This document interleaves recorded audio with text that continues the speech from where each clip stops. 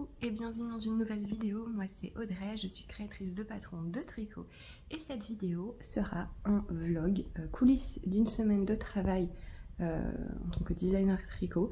C'est le genre de vidéo que je fais régulièrement sur Patreon, mais il me semble que j'en avais pas vraiment fait, ou du moins pas aussi explicitement pour YouTube, donc c'est l'occasion. Je vous filme ça, on est le 9 octobre. Je pense vous publier ça plus tard parce que je filme pas mal de vidéos de front en ce moment, donc je vais me laisser le temps un petit peu de l'éditer et voilà, donc ce sera certainement mi-novembre, je pense un mois plus tard. Du coup là, ça va. Est-ce qu'il fait toujours 32 degrés en novembre? Mais voilà, donc j'ai choisi cette semaine parce que ça va être une semaine qui devrait a priori être assez variée. Puisque mon travail c'est de jongler 15 000 différentes choses en même temps. Alors heureusement il y a des semaines qui sont un petit peu plus tranquilles où je peux plus me concentrer sur une chose ou deux. Là ça va être assez voilà, varié, et donc je me suis dit que ce serait plus intéressant et plus représentatif des différentes choses qui font mon activité. Donc on est lundi, il est 7h et quelques. Oui, moi je suis une lève-tôt. Je suis vraiment du matin, j'ai toute mon énergie le matin. Voilà, je me réveille naturellement vers 6h en fait. Alors, j'ai quelques petits problèmes d'insomnie hein, régulièrement, mais c'est plus un problème à l'endormissement. Et donc, si je me réveille à 6h du matin, c'est qu'en fait ça va bien, parce que ça veut dire que j'ai pu dormir suffisamment tôt la veille, et du coup tout va bien. Donc là j'ai très bien dormi. Tant mieux parce que j'ai pas mal de choses à faire. J'aime bien mettre mes tâches administratives le lundi, comme ça c'est fait. J'ai des petites révisions de patron pour un magazine, des vidéos à poster sur Patreon, etc. Mais voilà, donc je suis levée depuis un bout de temps, je suis lavé les cheveux et j'ai lu, puisque je lis le matin, j'essaie de lire 1h et demie le matin. Quand je ne suis pas complètement obnubilée par mon téléphone et que je reste pas à scroller dans le noir, ce qu'il faut vraiment que je ne fasse pas. Alors j'en fais pas beaucoup ça, mais des fois ça me prend, et chaque fois ça dure une semaine et je me dis non mais vraiment ça suffit, faut que j'arrête.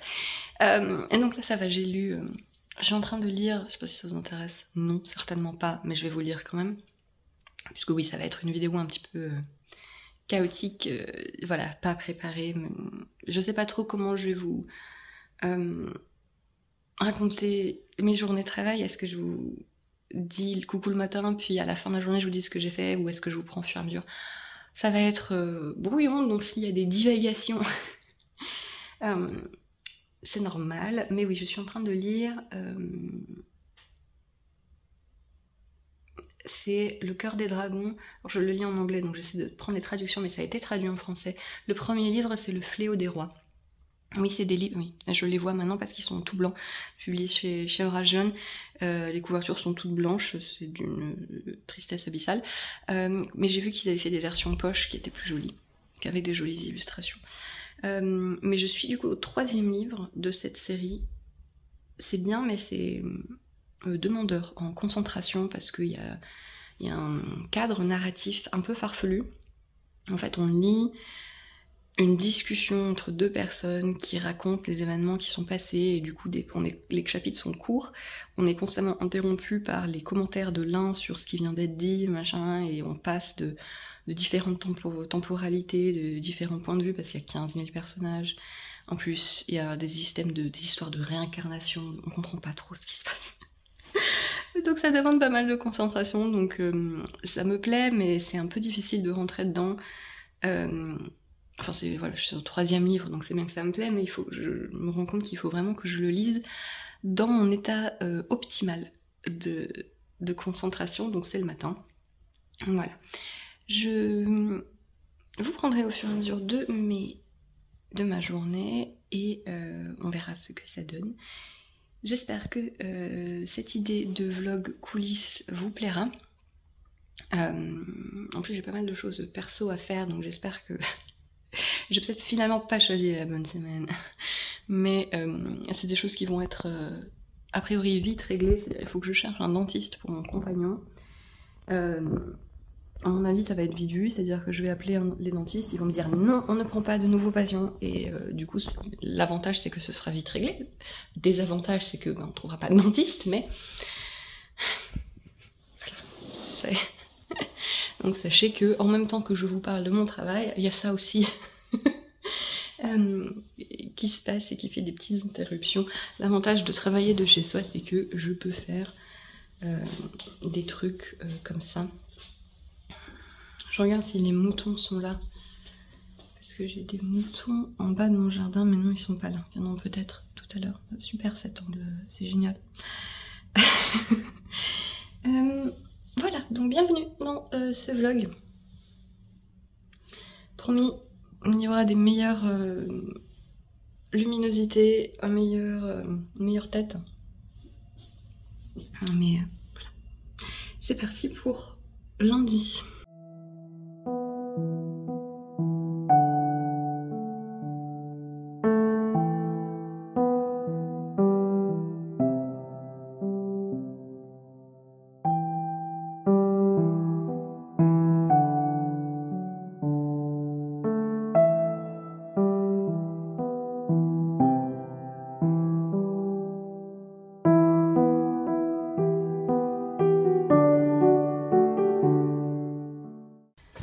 J'ai un agenda où je note les tâches que j'ai prévu de faire quand je n'oublie pas.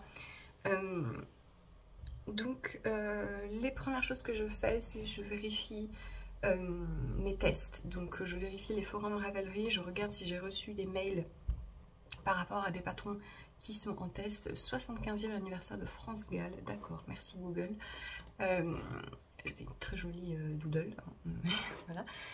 Je vérifie si j'ai reçu des questions par rapport au test, si j'ai reçu des messages de SAV patron de manière générale aussi. Et voilà, donc là, cette semaine, je vais publier un modèle.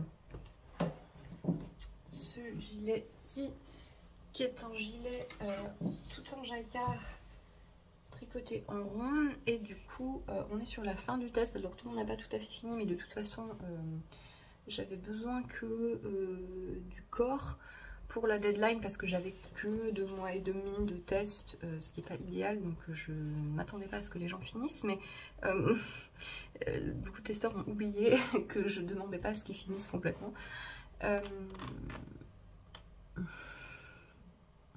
Une de mes testeuses qui a visiblement un correcteur automatique et qui me dit que les steaks sont faits. De bon matin comme ça je suis pas sûre, mais ok.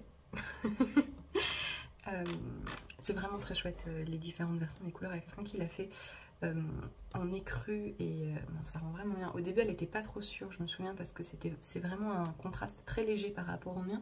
C'est écru et beige très clair. Et c'est vrai qu'au début on voyait pas bien les motifs et elle hésitait et je l'ai senti moi qu'une fois qu'elle aurait plus tricoté, ça se verrait beaucoup mieux et effectivement c'est très joli. C'est très joli. Il y a du bleu, il y a quelqu'un qui l'a fait en rose et ocre, c'est très sympa.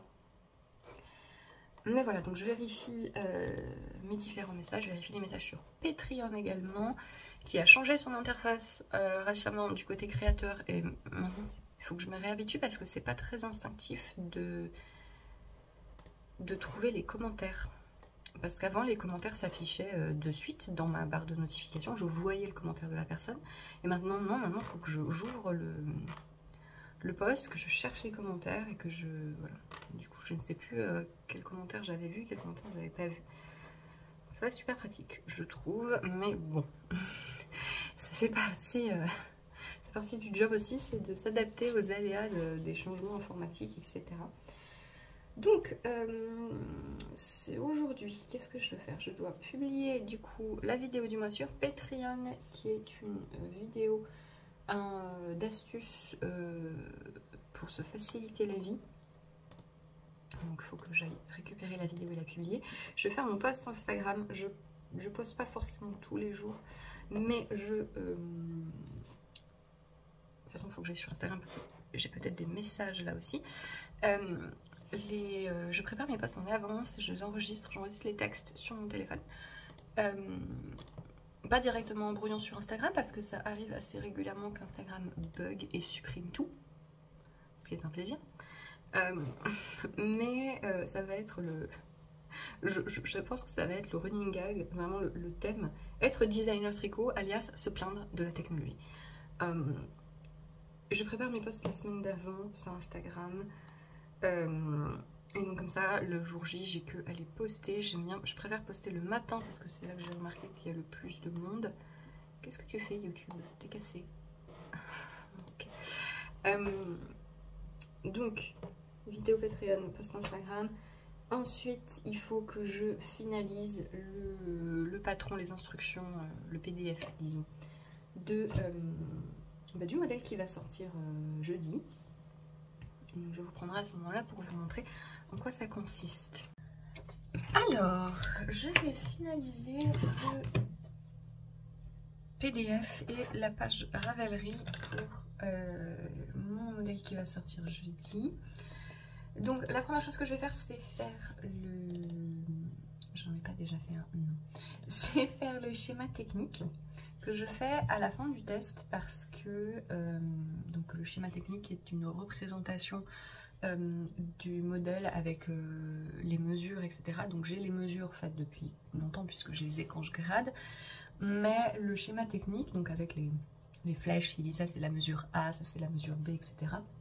Je le fais à la fin parce que c'est assez chronophage et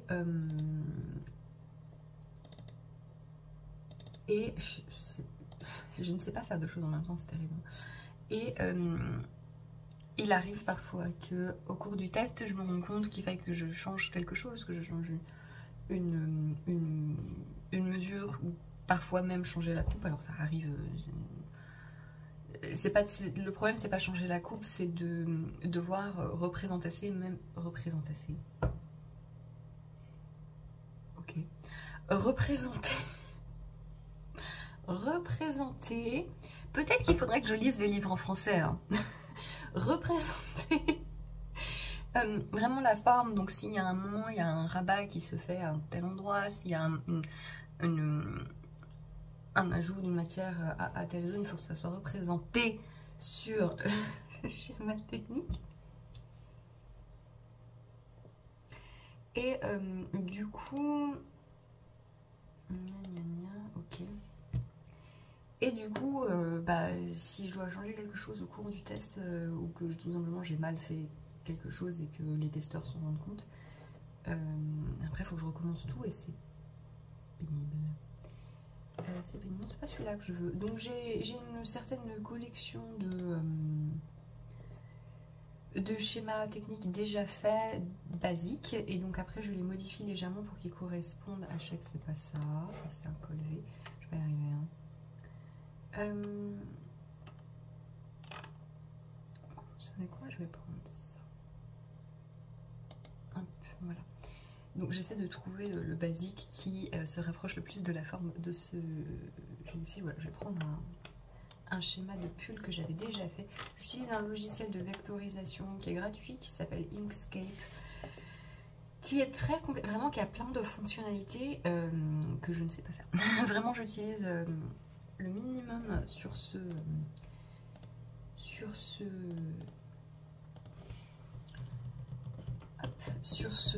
logiciel.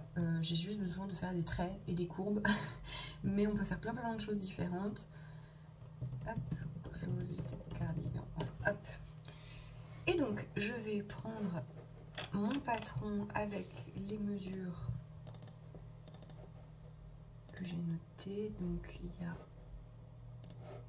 jusqu'à I. Et il faut que je modifie la forme. Donc je vais vous montrer à peu près à quoi ça ressemble. Voilà ce que je m'amuse à faire. Donc littéralement je sais faire des traits sur ce logiciel et c'est tout. Voilà, donc j'essaie de représenter les différentes parties du modèle. Hop. Voilà. Donc là par exemple c'est une manche droite qui est resserrée à la fin. Donc j'ai fait une manche droite et j'ai fait un resserrement à la fin. S'il y avait des diminutions, j'aurais fait une ligne qui diminue. Vous voyez, il faut essayer que ça corresponde bien au modèle. Et ensuite, ces lignes ici qui représentent les distances des mesures. Alors, hop, là par exemple, il faut que je l'agrandisse pour que ça corresponde bien. Ah, pas évident à faire avec une main. Bon, bref. Voilà. Et une fois que j'aurai terminé mon schéma, je vais l'exporter pour pouvoir l'inclure dans mon patron et sur la page Ravelry du patron, parce que moi je mets les mesures de mes modèles publiquement pour que vous puissiez voir tout simplement si ça vous convient, parce que parfois les patrons sont gradés selon certaines coupes, certaines proportions. Parfois on a envie d'avoir une manche très large, parfois on a envie d'avoir une manche plus fitée, parfois la ligne d'épaule elle tombe plus ou moins bas, c'est des questions... Il y a une certaine... mais si vous me voyez, il y a quand même une certaine portion de choix qui sont des choix esthétiques. Alors évidemment, au milieu de ces choix esthétiques, il faut essayer de grader de sorte à avoir quelque chose qui correspond à la réalité des corps, mais au-delà de la taille que l'on fait, au-delà de la tour de poitrine que l'on fait, il y a d'autres particularités morphologiques qui sont complètement indépendantes du tour de poitrine que l'on fait. Vous pouvez avoir le même tour de poitrine et avoir des corps complètement différents et des goûts complètement différents. Et du coup, c'est pas parce que tel modèle va aller à quelqu'un qui a le même tour de poitrine que vous que ça vous ira à vous, parce que peut-être que vous avez des bras différents. Par exemple, moi j'ai régulièrement des testeurs, quand elles testent la même taille que ce que moi j'ai tricoté pour mon prototype, elles adaptent la hauteur d'emmanchure et la largeur de manche parce que elles ont des bras soit plus fins, soit plus grands, et pourtant on a le même tour de poitrine. Voilà, donc pour moi c'est important que vous voyez les mesures du patron avant, parce que il est possible que vous ayez à modifier pour des goûts personnels, pour des questions de morphologie personnelle. Et c'est vrai que dans la majorité des cas, mes patrons sont faciles à modifier. C'est pour ça que j'ai tendance à privilégier des coupes assez faciles à modifier, parce que parfois on n'a pas le choix et on a envie d'avoir tel modèle, mais un petit ajustement nous permettrait qu'il nous aille mieux. Et ça, vous pouvez le voir uniquement une fois que vous avez un schéma technique, que vous voyez les mesures. C'est vrai que parfois, quand je vois les patrons que j'ai envie de faire, si je vois pas la mesure du tour de bras, ça me freine à l'achat, parce que je me dis, est-ce qu'il faut que... je voudrais savoir en avance, est-ce qu'il va falloir que je modifie.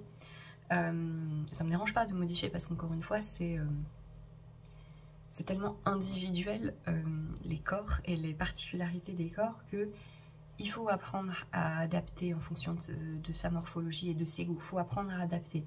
Mais moi, de mon côté, en tant que designer, il faut que j'essaie de vous faciliter la tâche. Et une des manières de vous faciliter la tâche, c'est de but en blanc de vous dire, voilà les mesures, voilà comment ça va être. Et comme ça, vous pouvez comparer avec ce dont vous avez besoin. Et vous pouvez vous dire, ok, telle mesure, je vois que ça colle pas à ma préférence, à mon corps. Est-ce que je peux modifier? Si oui, comment? Et n'hésitez pas à me poser les questions avant d'avoir acheté le patron, à me dire, je vois tes mesures, c'est comme ça, moi j'aurais plutôt besoin que ce soit comme ça, est-ce que tu penses que ce serait facile à modifier? Et je vais vous dire, oui c'est facile, oui c'est un petit peu plus, ou non ce sera un petit peu plus compliqué, en fonction du modèle, tout n'est pas facilement modifiable. Et je peux vous guider, je peux essayer de vous dire, voilà à peu près qu'est-ce que ça implique de faire telle modification. Comme ça, vous pouvez le choisir avant d'acheter le patron. Et vous n'achetez pas un patron pour rien si après vous vous rendez compte que il faut faire des modifications et que vous n'avez pas envie, que c'est trop difficile. Dans l'immense majorité des cas, encore une fois, c'est pas du tout difficile, surtout avec mes modèles, hein, c'est un peu quelque chose que j'aime bien faire. Voilà, justement, c'est pas ça que je veux. Justement, faire des modèles qui soient faciles à modifier, mais je préfère que vous le sachiez.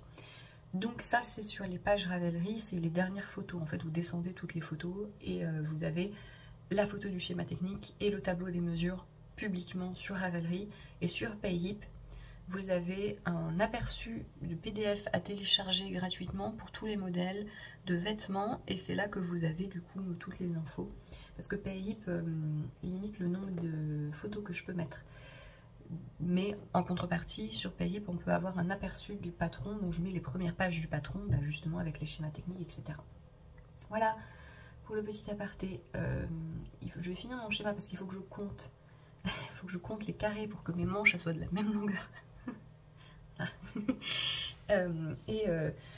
Ensuite, après ça, pour finaliser mon patron, je vais déjà relire. Ce serait pas mal. Je vais relire, je vais vérifier que la mise en page n'est pas trop chaotique. Et je vais remplir la page Ravelry avec toutes les informations. Donc toutes les informations, je vais actualiser le métrage parce que sur ce modèle, j'ai modifié déjà le métrage. Je vais refaire un tour sur les retours de mes testeuses pour qu'elles me disent ce qu'elles m'ont donné, le nombre, la quantité de fils qu'elles ont utilisé. Donc je vais refaire un tour pour vérifier que ça correspond à peu près. Et je vais remplir toutes les infos sur Ravelry, mettre les photos, préparer la page pour que jeudi, mercredi soir, j'ai plus qu'à la publier et à importer le patron sur mes autres boutiques, donc Payhip et Lovecraft. Mais ça, je peux pas le faire en avance, donc je fais d'abord Ravelry, comme ça c'est fait. Voilà. Et ensuite, j'exporte mon PDF, une fois qu'il est bon et qu'il est tout prêt, je l'exporte et je le réduit en taille parce que moi je déteste télécharger des patrons qui font 50 mégas pour aucune raison. Voilà, c'est lourd les fichiers. Et donc moi je réduis mes patrons parce qu'une fois qu'ils sont en PDF, en fait ça ne change pas la qualité.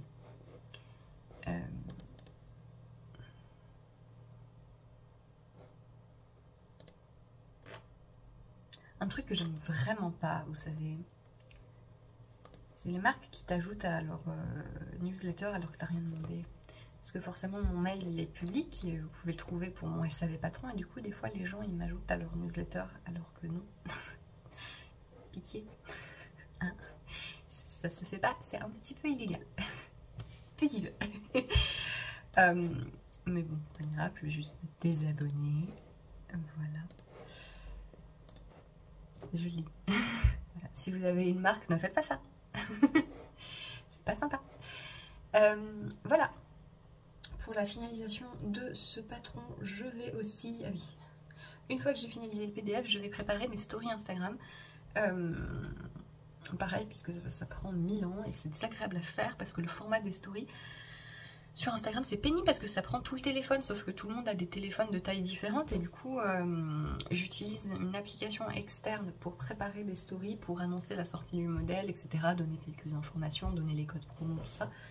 Et je vais le faire maintenant, comme ça ce sera fait pour jeudi. Et typiquement, l'histoire de passer sa vie à se plaindre de la technologie, là je ne sais pas pourquoi, je n'arrive plus à copier-coller des images depuis mon aperçu d'image Windows jusqu'à mon fichier texte. Je ne sais pas pourquoi, ça ne veut pas. J'ai cherché sur Google, les gens ont l'air de dire que ça arrive parfois avec Windows 11, ils décident que non. Ça marchait hier, hein, mais voilà, maintenant non. Donc j'essaie de redémarrer, j'ai perdu du temps. Bon, bah finalement je vais faire autrement. Voilà.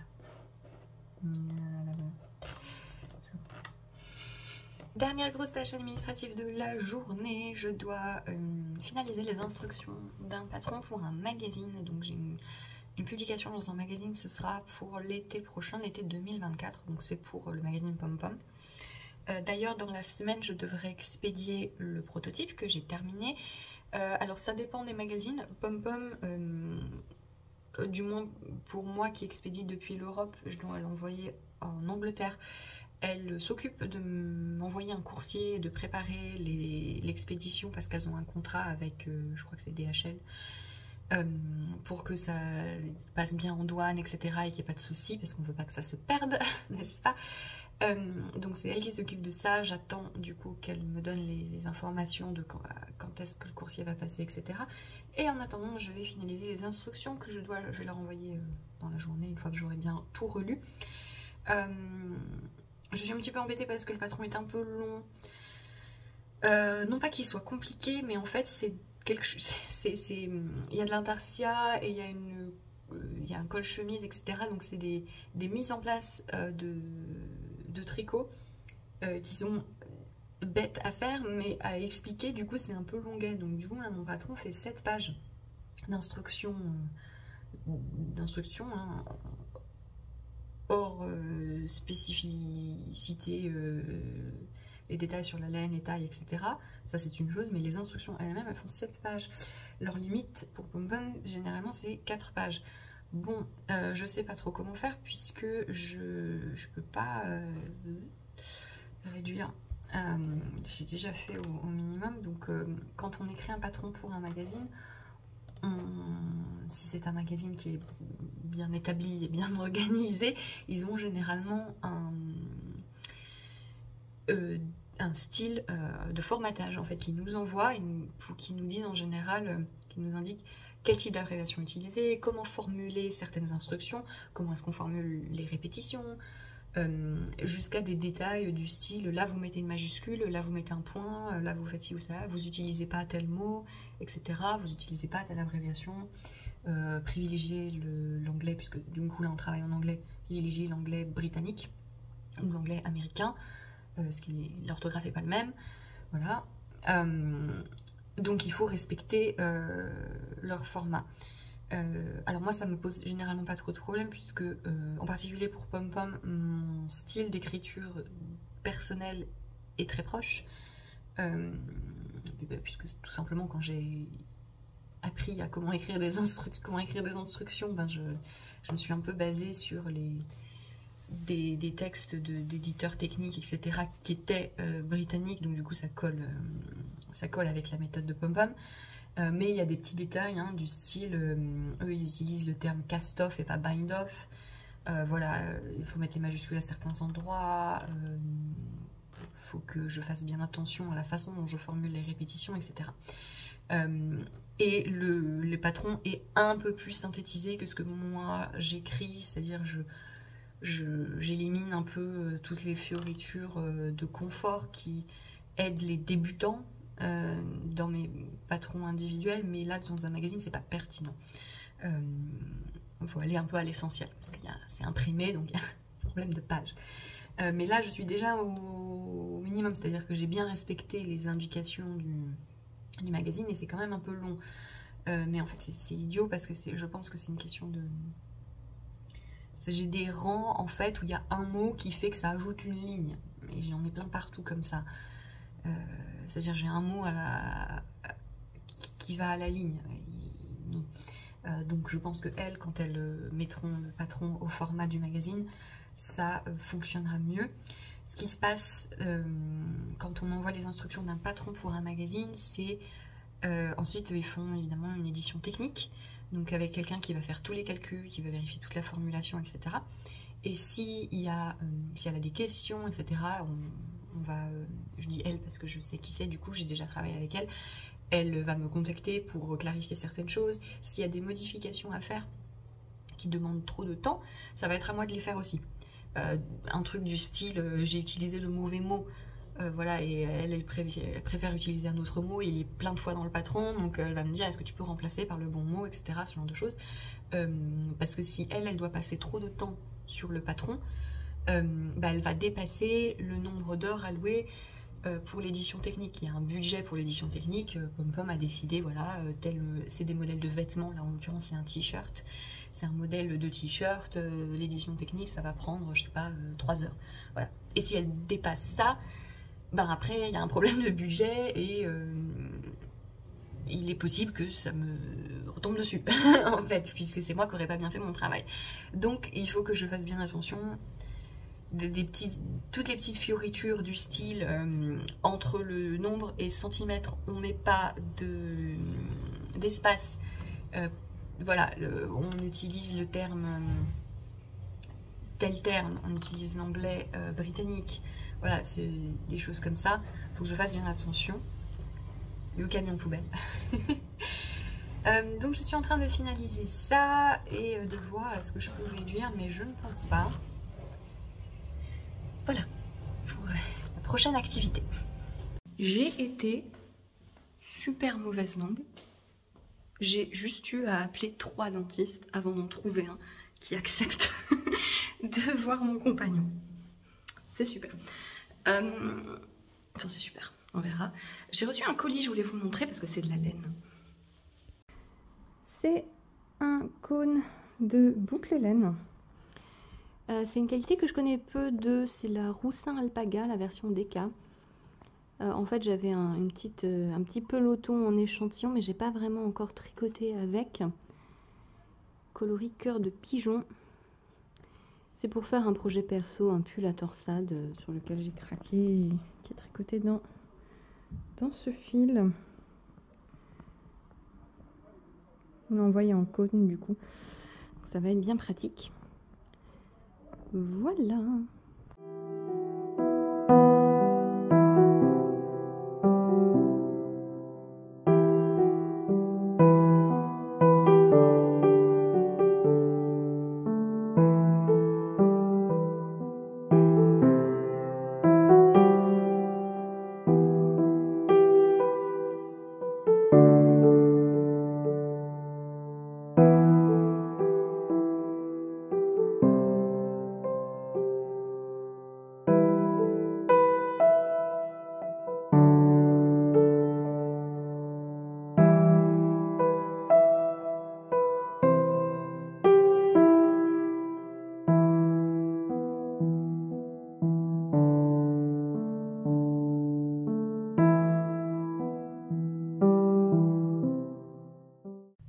Alors, je m'en suis pas si mal sortie finalement de mon travail administratif puisque on est en fin de matinée et j'ai fini et j'ai commencé à tricoter. Je commence un nouveau prototype cette semaine qui est en fait une deuxième version de ce modèle de coussin que j'aimerais bien sortir pour décembre. Donc ça c'est ma première version et la deuxième ce sera un rectangle dans ces couleurs. Voilà. J'ai raté mon montage provisoire je crois. Je crois que j'ai perdu une maille là qui est censée être en attente. Bon. Problème pour Audrey du futur. Idéalement pas trop loin dans le futur puisque j'aimerais bien le finir en une semaine mais je suis pas sûre. Je sais pas si c'est réaliste. En fait je voudrais lancer l'appel hôtesse la semaine prochaine mais il faut que je filme un tutoriel pour le rabat derrière en fait. Ça s'ouvre, j'ai mis des boutons pression moi là. Sur cette version, dans le patron il y aura des instructions pour faire des boutonnières et mettre des vrais boutons, ce qui est ce que je vais faire sur cette deuxième version pour montrer les deux parce que je sais que plein de monde ne voudra pas mettre des pressions. On pourrait mettre une fermeture éclair aussi, tout ça sera suggéré dans le patron. Mais du coup il faut que je filme un tutoriel vidéo pour montrer la mise en place de ça. C'est très facile à faire, c'est juste qu'il faut... quand on prépare ça et quand on ferme le coussin, il faut glisser certaines mailles pour bien mettre la démarcation. Ici vous voyez j'ai une démarcation du motif du début de rang, il faut bien la mettre sur l'arrière du coussin et du coup faut faire des petites manips et c'est plus parlant en vidéo, donc je vais faire un tutoriel complet mais sauf que du coup comme ça se fait à la fin, il faut que je finisse mon deuxième prototype. Alors qu'il devrait techniquement être moitié moins long que celui-ci. Mais voilà. Et je sais pas si c'est faisable en fait. Bon sinon c'est pas grave. Soit je repousse le départ du test, soit je lance le test et j'ajouterai le tutoriel au cours du test. Parce que on n'a pas besoin au début en fait. Donc j'aurai un petit peu de temps avant que les testeurs arrivent à l'endroit où ils auront besoin du tutoriel. Mais j'aime pas trop faire ça. Je verrai. C'est tout simple à tricoter, c'est des mailles glissées, des mailles en vert. C'est quelque chose, j'ai pas besoin de suivre le motif. Donc je pense que je vais, alors là je vais déjeuner, je vais faire à manger. Et ensuite je pense que je vais tricoter cet après-midi en regardant une série. J'ai commencé la dernière saison de Only Murders in the Building. Donc c'est la série qui est sur Disney Plus avec Martin Short, Steve Martin et Selena Gomez, qui est une série que j'aime beaucoup, ça me fait beaucoup rire. Si vous aimez Vous savez, les livres, les mystères, les cozy mystery, les enquêtes un peu humoristiques, il y a pas mal d'humour noir, un peu de cynisme. Voilà, moi j'aime beaucoup cette série, c'est très drôle. Et dans la dernière saison, il y a Meryl Streep que j'adore. J'ai une fascination pour Meryl Streep depuis que je suis petite. Je la trouve déjà très très belle. Et je la trouve très exceptionnelle et elle est très drôle. Là au début, enfin je devine un peu... je sais pas, parce que dans les saisons précédentes, ils font assez bien le coup de... t'as un personnage super louche, du coup tu te dis oui non mais c'est toi le coupable, c'est bon j'ai compris. Et en fait, c'est pas forcément aussi évident que ça. Je dis pas non plus, c'est pas... Voilà, c'est pas non plus hyper complexe, mais c'est bien fait, c'est drôle. C'est très référencé par contre comme humour, donc je sais pas si ça fonctionne pour tout le monde, mais en tout cas moi ça m'amuse. Donc je pense que je vais regarder ça.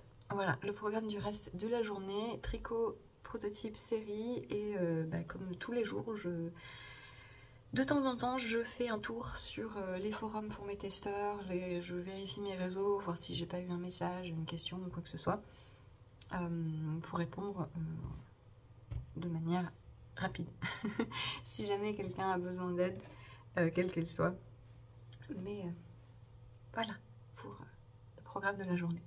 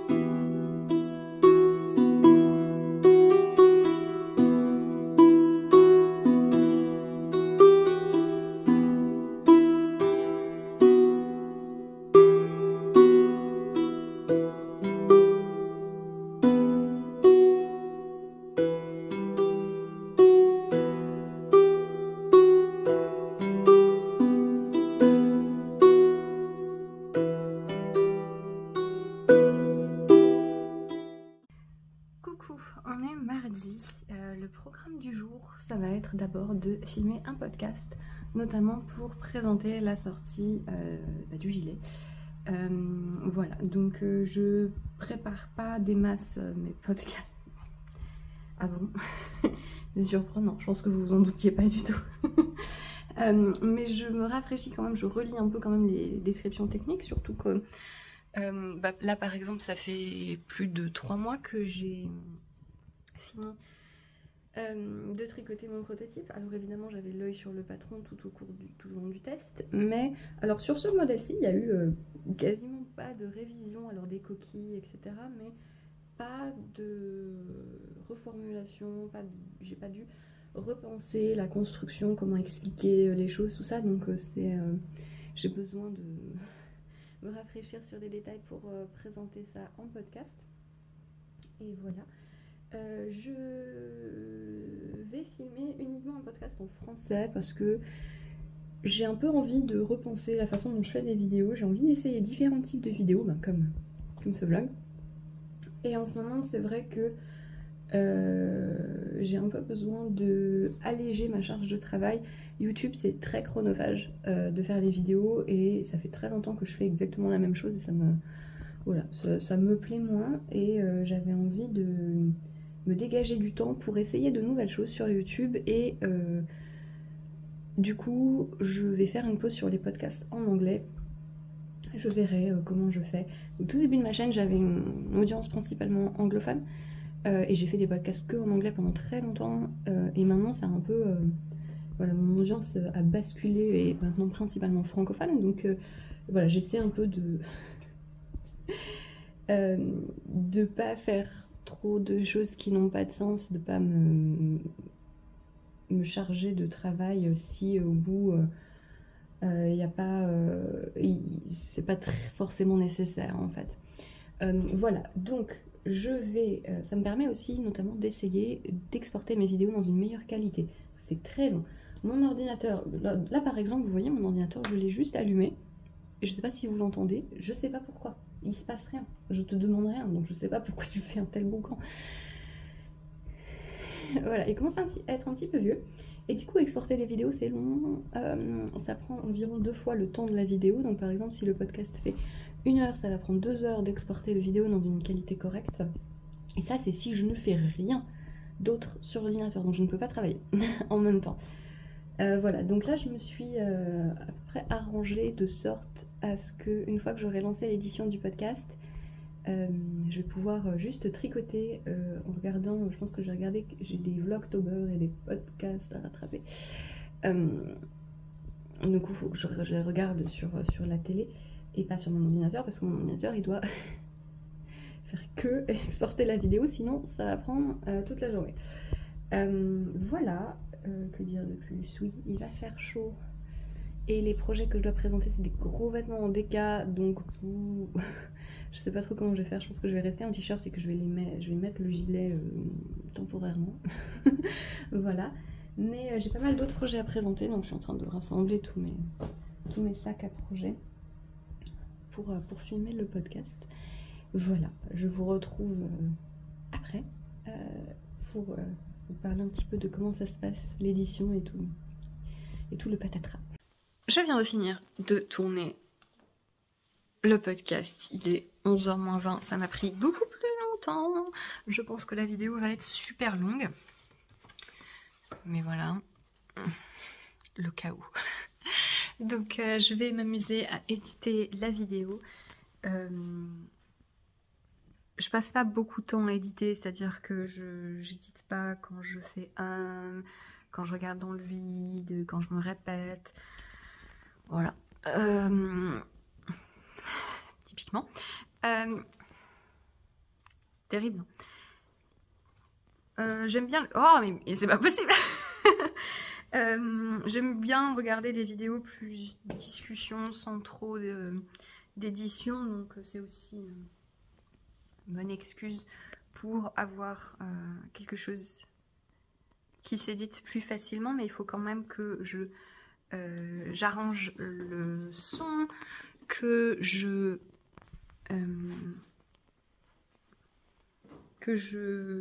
note les différentes sections, le temps des différentes sections du podcast pour faire la description YouTube. Il faut que je fasse la description YouTube qui prend un certain temps de mettre tous les liens. Ça vous plaît là que je vous balade? Vous n'avez pas la nausée? Et Voilà, je vais remonter tout mon bazar et m'occuper de ça. Et ensuite, je pense que le temps que je fasse ça, ce sera le temps de préparer le déjeuner. J'attends aujourd'hui normalement le coursier pour prendre le prototype pour Pom Pom. Normalement, il doit passer aujourd'hui, mais souvent il y a un décalage entre le jour annoncé. Donc à mon avis, ce sera plutôt demain, mais au cas où, je garde un œil sur la rue.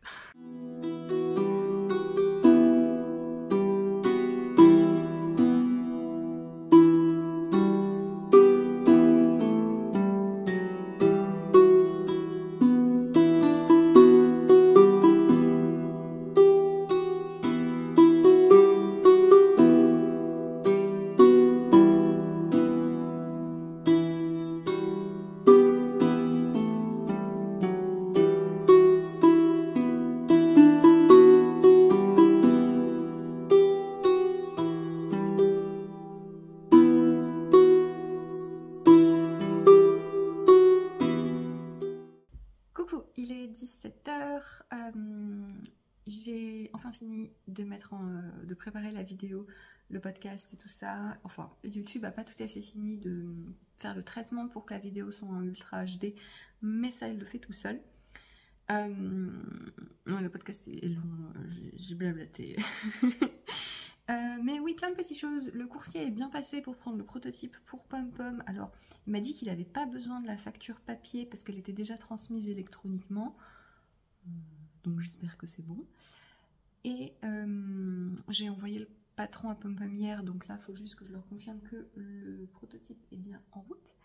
Et j'ai bien avancé sur ma housse de coussin. Finalement, ça avance assez vite. Plus vite que ce que je pensais, parce que je suis déjà à la moitié et donc je vais commencer à faire le tutoriel pour l'ouverture et le rabat. Donc je vais juste me filmer en train de faire les premières étapes et ensuite je vais continuer ma housse. Je devrais réussir à la finir cette semaine, sauf imprévus qui me prennent beaucoup de temps, mais normalement le reste de la semaine j'ai pas de tâches très chronophages. Voilà, à part le lancement d'un patron, mais tout est préparé à l'avance. Donc ça me prend pas plusieurs heures comme le podcast et l'écriture de patron. On peut le faire en début de semaine, donc je devrais même aller plus vite demain et après-demain.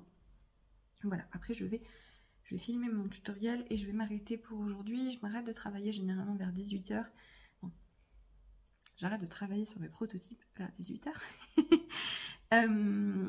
Et voilà, soit je fais autre chose, soit je tricote sur mes projets personnels. Là, je sais pas si je vais continuer à tricoter. Je vais peut-être... je sais pas. Je voulais faire du sport, mais enfin, il fait chaud. Il fait lourd, je trouve. Donc, je verrai.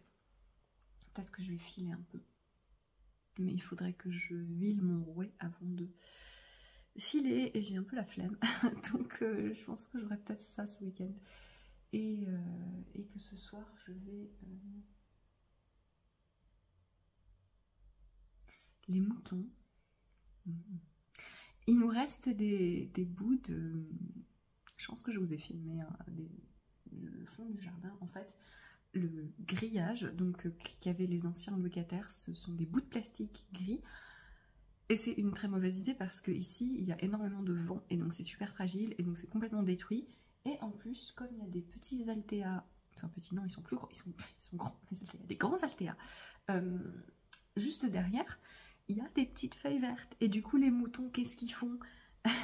Ils font d'autres trous. Et donc, voilà, les moutons, ils sont hop, par-dessus la barrière en train de manger les feuilles des altéas. Ça ne me dérange pas en soi. Ça me dérange qu'ils détruisent encore plus la barrière parce qu'après, je retrouve des bouts de plastique partout. Et surtout, j'ai pas envie qu'ils se fassent mal. Ces imbéciles. Puisqu'il y a quand même des bouts assez... Sous le truc en plastique gris, il y a un vrai grillage qui est vieux et qui est rouillé. Donc voilà, faut qu'on s'occupe d'arranger ça, mais on n'a pas eu le temps jusqu'ici. Voilà. Donc, filmage de tutoriel et de tutoriel, et puis c'est fini pour aujourd'hui.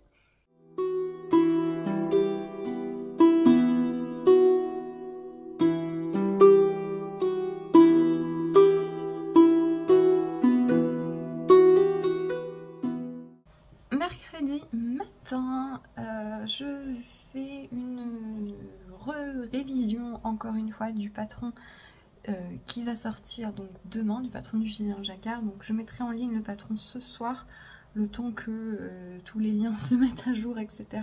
La sortie officielle c'est demain. Donc je repasse sur les dernières notes de mes testeurs, sur les quantités de fil utilisées, etc. Il y a quelqu'un qui a remarqué que qu'il manquait une phrase de rabat sur les manches, du coup j'ai re-exporté le PDF. Et je regarde aussi du coup les testeurs qui ont fait des projets Ravelry. Je regarde un peu s'ils ont eu le temps de mettre des photos. Alors moi je demande pas à mes testeurs de me faire de la pub parce que c'est mon travail de faire de la pub. Et c'est pas parce que vous faites pas de photos que vous n'êtes pas testeur. C'est voilà, c'est deux choses différentes. Du coup, je regarde moi si les testeurs d'eux-mêmes ont mis des photos et je récupère ce qu'il y a, mais c'est pas une exigence pour tester, pas du tout. Et voilà, je regarde si certains ont mis quelques photos. J'en ai quelques-unes pour l'instant, dont un qui me plaît beaucoup que je vais vous montrer. C'est trop joli dans des deux tonalités de gris comme ça, c'est super. Je l'aime beaucoup. Donc les photos qui sont là, je les récupère et j'en posterai sur Instagram du coup pour un petit peu montrer aussi le travail des testeurs. C'est vachement utile pour la communauté du coup de voir d'autres versions, hein, pour d'autres corps, etc. D'autres utilisations de fils aussi, tout simplement. Donc je fais ça, je regarde aussi les notes des projets Ravelry puisque certains testeurs rajoutent des notes plus ou moins longues sur les projets et parfois c'est des choses qui me sont destinées et ils les écrivent là parce qu'ils savent que je vais regarder.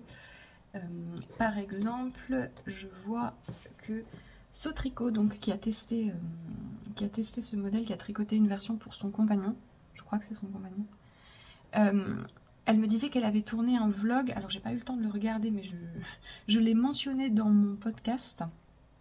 Voilà, elle a tourné un vlog sur le stick parce que c'était la première fois qu'elle le faisait, donc elle a tourné un vlog sur son expérience et je voulais garder le lien pour le partager. Parce que c'est bien quand c'est moi qui vous, qui vous parle de mes modèles, mais et des techniques de tricot qu'ils comprennent, mais c'est pas mal d'avoir un autre son de cloche. Donc je trouve ça utile. Voilà, donc je récupère son lien et je vais le mettre dans la description de ma vidéo sur YouTube, de mon podcast, et si j'oublie pas, je le partagerai sur Instagram aussi. Ah, voilà, une jolie version vert foncé et vert jaune. Voilà. Autre tâche, une fois que j'ai fini ça, je vais faire quelques photos d'encours pour Instagram, puisque j'ai quelques encours que j'ai commencé qui sont plus ou moins photographiables. Donc je vais faire ça et ensuite ce sera tout simplement, on va continuer mon prototype. J'ai en même temps hier dans la journée complété un petit peu les instructions puisque j'avais écrit le patron avant de commencer mon premier coussin. Mais du coup l'avantage de faire deux prototypes c'est qu'on se relie et du coup je fignole. J'arrange un petit peu les instructions au fur et à mesure de mon tricot. Hier j'ai du coup inséré un fil contrastant pour préparer l'ouverture en filmant un tutoriel et j'ai juste à avancer. J'aimerais bien avancer pas mal aujourd'hui pour éventuellement pas avoir à trop déborder sur vendredi. Parce que normalement le vendredi j'essaie de pas tricoter de prototype. Donc je pense que je devrais quand même faire les finitions vendredi si je veux pouvoir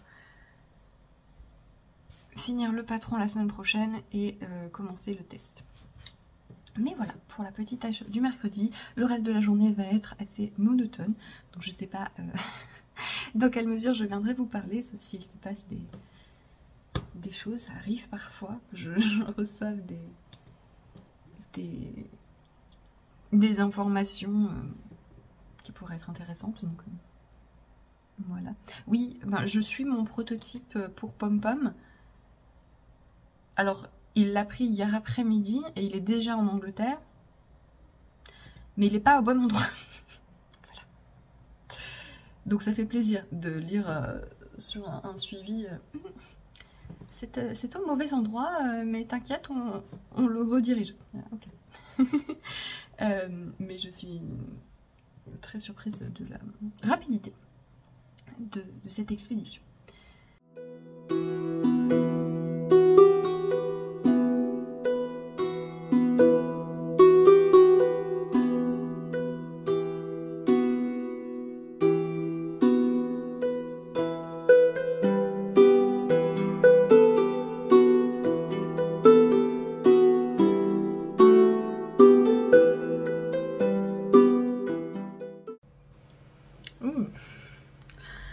Ambiance, coucher de soleil, pas du tout, c'est juste 18 h.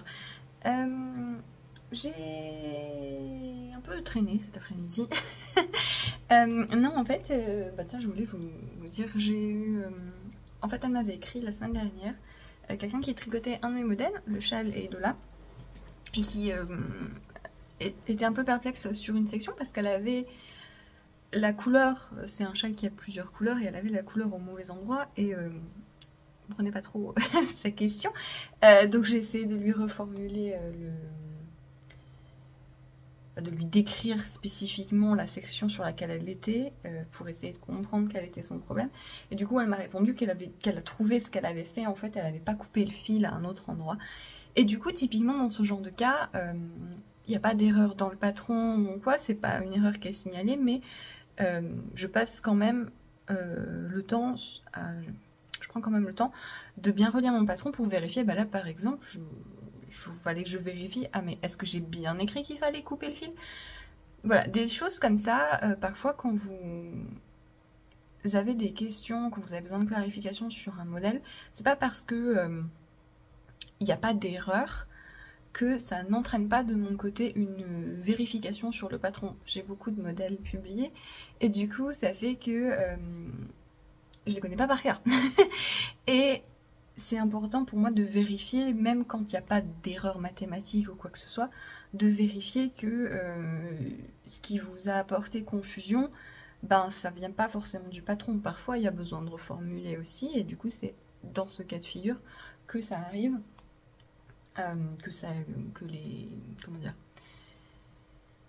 que le besoin de reformuler certaines instructions ou de vérifier qu'il n'y a pas eu un oubli qui est passé à travers les mailles du filet de l'édition technique et du test, c'est grâce en fait aux gens qui tricotent et aux gens qui me contactent quand ils ont des questions sur le modèle. Tout ça pour dire que si vous avez des remarques ou des questions sur un patron, n'hésitez vraiment pas à me contacter, moi et les autres designers. Il y a certains designers qui offrent plus ou moins de services après-vente, mais vous perdez rien à demander. Dans le pire des cas, soit vous n'aurez pas de réponse, bon c'est un peu dommage, mais voilà, et dans l'immense majorité des cas, le créateur va vous aider, vous guider, et même si vous n'avez pas spécifiquement besoin d'aide, mais que vous avez remarqué quelque chose, bah, c'est utile pour tout le monde. Donc il faut pas hésiter à faire des remarques au patron, même si c'est des patrons qui sont déjà publiés, et même si les instructions fonctionnent. Voilà, c'est ça que je veux dire. Parce que bah, c'est un peu illusoire de penser qu'un modèle est parfait, même quand il a été édité, testé et tricoté plusieurs fois. Chaque paire d'œils dessus a une perspective différente, et voilà. Vous serez... Je pense que si vous n'avez jamais eu à produire quelque chose qui est lu par plein de monde, je pense qu'on s'en rend pas forcément compte au-delà du cercle éducatif, parce que même dans les études, finalement c'est toujours une personne qui lit vos travaux. Du coup, je pense qu'on ne se rend pas forcément compte de l'impossibilité de ne pas avoir de coquilles ou ce genre de choses. On n'y arrive qu'en repassant et repassant et repassant et repassant. Donc voilà, n'hésitez pas à contacter les créateurs quand vous avez des questions, vous n'embêtez pas. Moi je considère que ça fait partie du travail de créateur, d'aider ensuite, parce que chaque tricoteur est différent, et même si le patron est correct et n'a pas besoin de modification, c'est quand même toujours bénéfique d'avoir un retour, parce que qui sait, pour un prochain modèle, ça donnera peut-être une... Quelqu'un a offert un de mes patrons à quelqu'un. J'aime bien ça. Parce qu'on ressent un mail un petit peu différent de Ravelry quand c'est des cadeaux. Ça fait plaisir.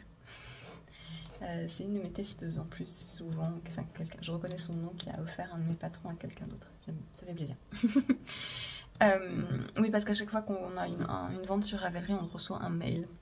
Ce qui peut vite devenir gênant, surtout quand vous allez le voir demain, quand j'envoie des cadeaux. Parce qu'à chaque fois, ça m'envoie un mail. Voilà.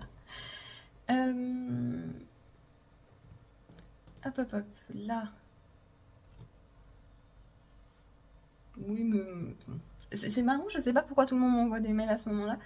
J'ai Mathilde de Naticea qui me contacte puisqu'on a un kit ensemble avec le patron. Et voilà. À savoir que quand les créateurs font des kits avec les teinturiers ou les marques de laine, en fonction de la marque, si c'est une mercerie, ils ont accès à un système de boutique spécifique pour les merceries via Ravelry, où ils peuvent acheter le patron directement via Ravelry et ils gardent une partie du prix puisqu'ils ont vendu le patron. Ils peuvent aussi l'imprimer pour les personnes qui l'ont acheté. Mais si vous n'avez pas de mercerie physique, ce n'est pas possible. Donc quand on fait des collaborations et des kits avec patron inclus, du coup c'est une facturation à gérer à part, etc. Donc régulièrement je m'occupe de ça.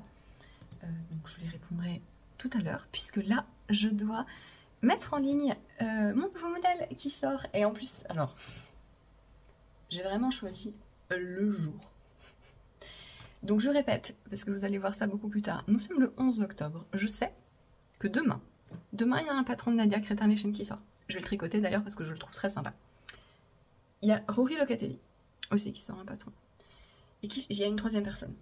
Il y a une troisième personne qui sort un patron très joli.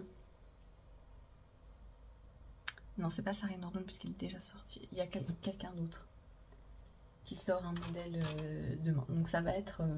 voilà, c'est le pire, pire timing. Mais c'est pas grave, on y va. Voilà, l'avantage de faire des modèles complètement illuminés, c'est qu'au moins ils se repèrent. Donc je vais mettre le patron en ligne. Je mets toujours mes patrons en ligne la veille au soir de la sortie officielle parce que vous allez voir, il faut que je m'amuse à importer le patron sur différentes boutiques puisque j'ai 3 créneaux de vente principaux. Le premier c'est Ravelry. Donc vous avez vu, lundi j'ai tout préparé. Donc j'ai juste à vérifier ma page, mes brouillons Ravelry, à essayer de décider quelle photo je vais mettre en photo principale.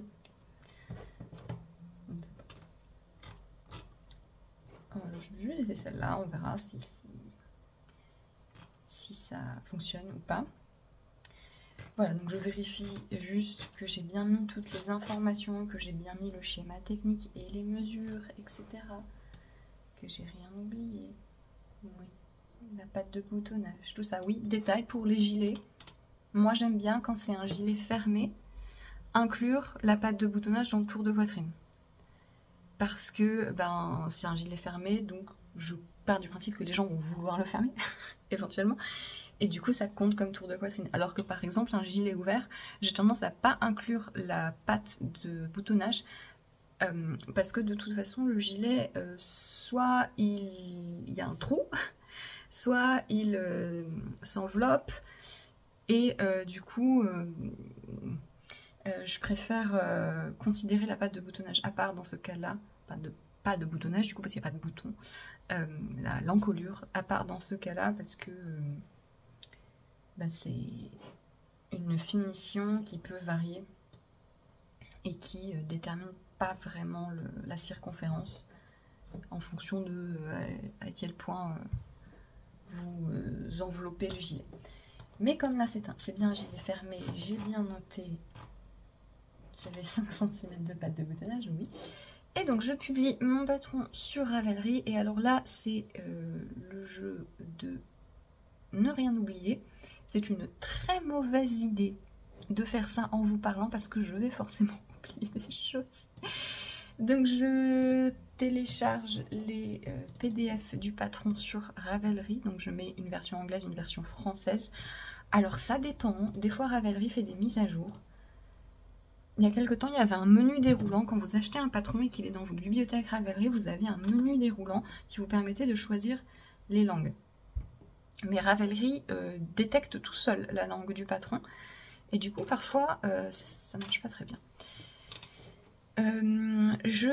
J'active justement ce dont je vous parlais, la vente via mercerie. Donc voilà, si vous avez une mercerie que vous voulez soutenir à la fois le créateur et la mercerie, vous pouvez acheter vos patrons, faire acheter vos patrons via la mercerie. Si vous allez acheter de la laine pour un projet que vous n'avez pas encore le patron et qu'il est sur Ravelry, et que la mercerie participe à ce programme, c'est une bonne idée. Et hop, il faut activer le produit sur Ravelry.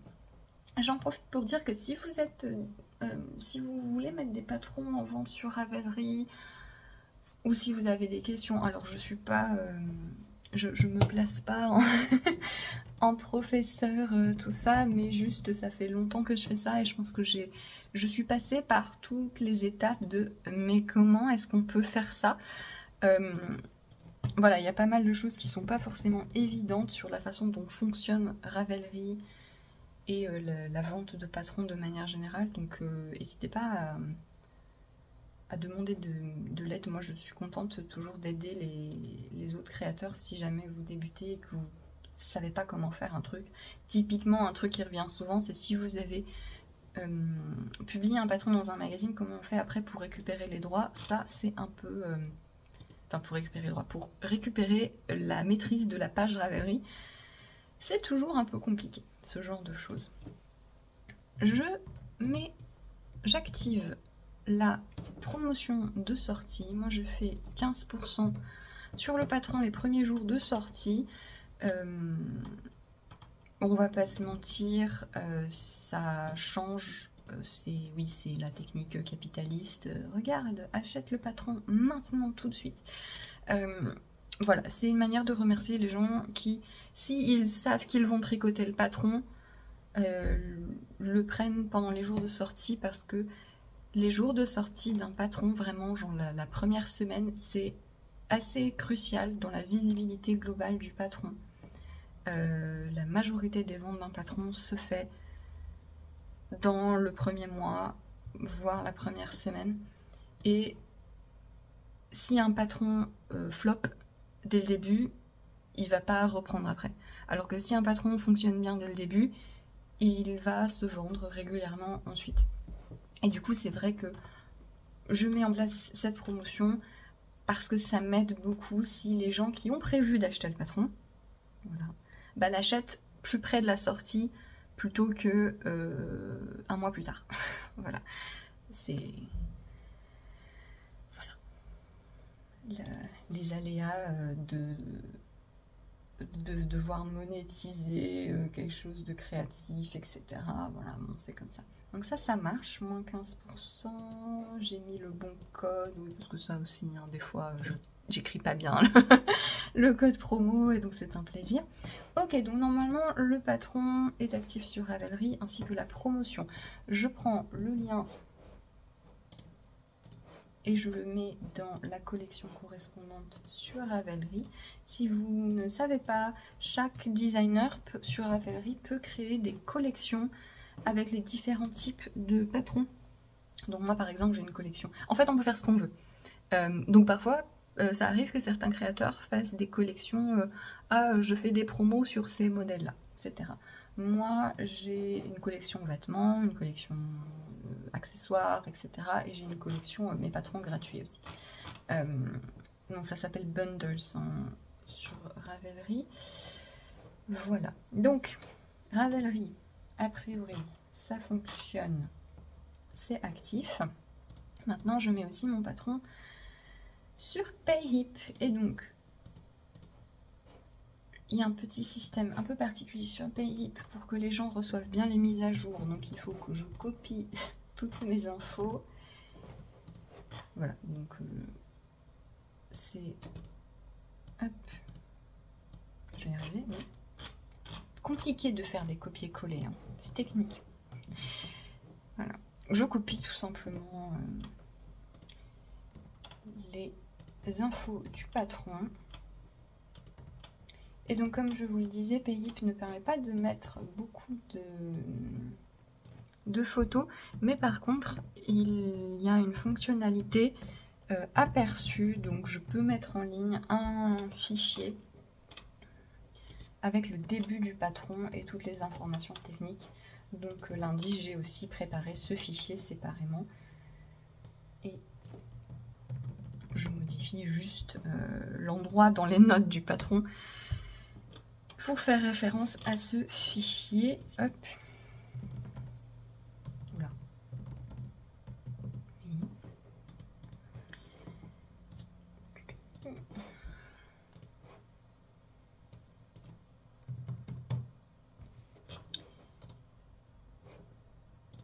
Ça marche bien Payhip, hein, si jamais. Alors oui, bon. Voilà, j'avais 16 photos. Donc il faut que j'en choisisse 9. Ouais.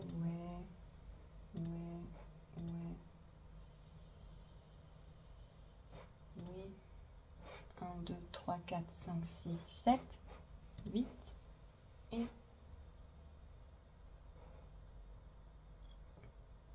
9. Voilà, c'est bien. Ça marche bien Payhip si vous cherchez une alternative à Ravelry, ça marche bien. C'est pratique dans le sens où ils gèrent eux-mêmes la TVA, tout ça, ce genre de choses. Et vous pouvez désactiver la TVA si vous la gérez vous-même en fonction de votre type d'entreprise, etc. Par contre, les frais, les commissions et les frais de la commission et le frais de traitement des paiements est beaucoup plus élevé que sur Ravelry. Mais Ravelry, c'est ridicule. Ravelry ne prend que 3,5% de commission et ça, c'est que jusqu'à 1500 $ de vente par mois. Et au-delà, il y a juste un frais supplémentaire pour la gestion de la TVA. Parce que Ravelry est obligé de facturer la TVA, parce que c'est une grosse entreprise. Et du coup, c'est vraiment très peu la commission Ravelry, comparé aux autres plateformes comme Payhip et comme Etsy, etc. Donc c'est pas, voilà, c'est pas que Payhip est beaucoup plus cher, c'est que Ravelry est très peu cher. Donc c'est plutôt sympa pour nous. Hop, voilà, donc le fichier d'aperçu en question. Voilà. On sélectionne tout ça, j'ai rien oublié. Sur Payhip, j'ai un système, si vous ne le savez pas, j'ai un système de prix plus accessible. Donc c'est un peu la plateforme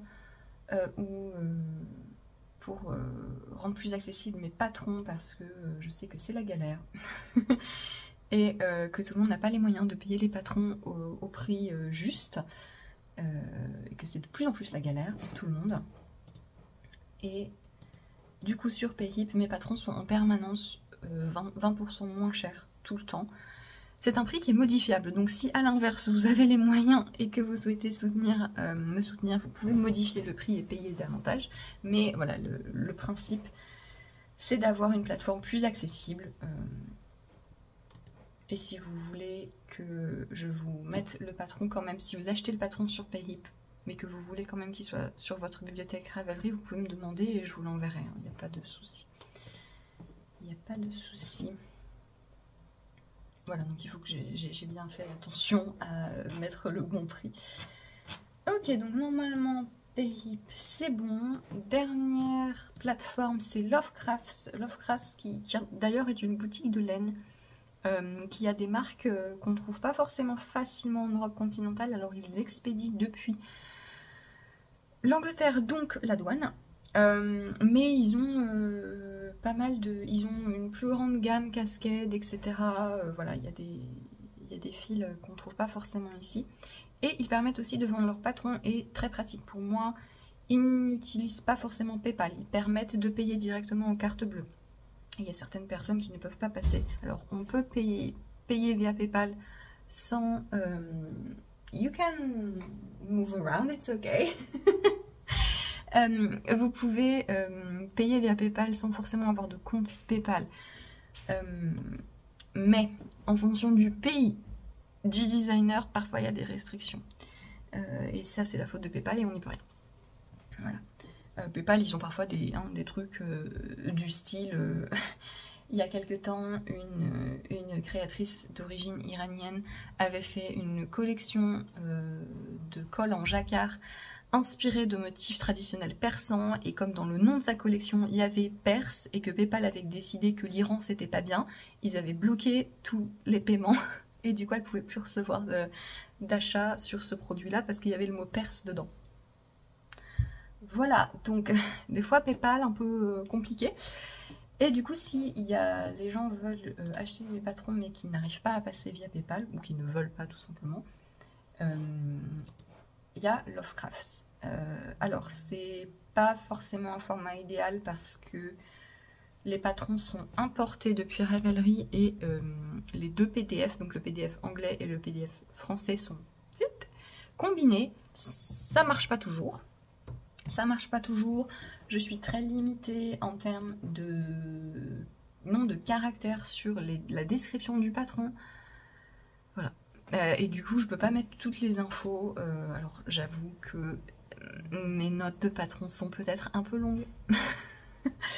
Mais bon, voilà. Donc, c'est pas un format idéal, mais le patron est disponible sur Lovecraft. Donc, il y a un système qui me permet d'importer directement depuis Ravelry, mais maintenant, il faut que j'attende, parce que ça doit être approuvé par le site.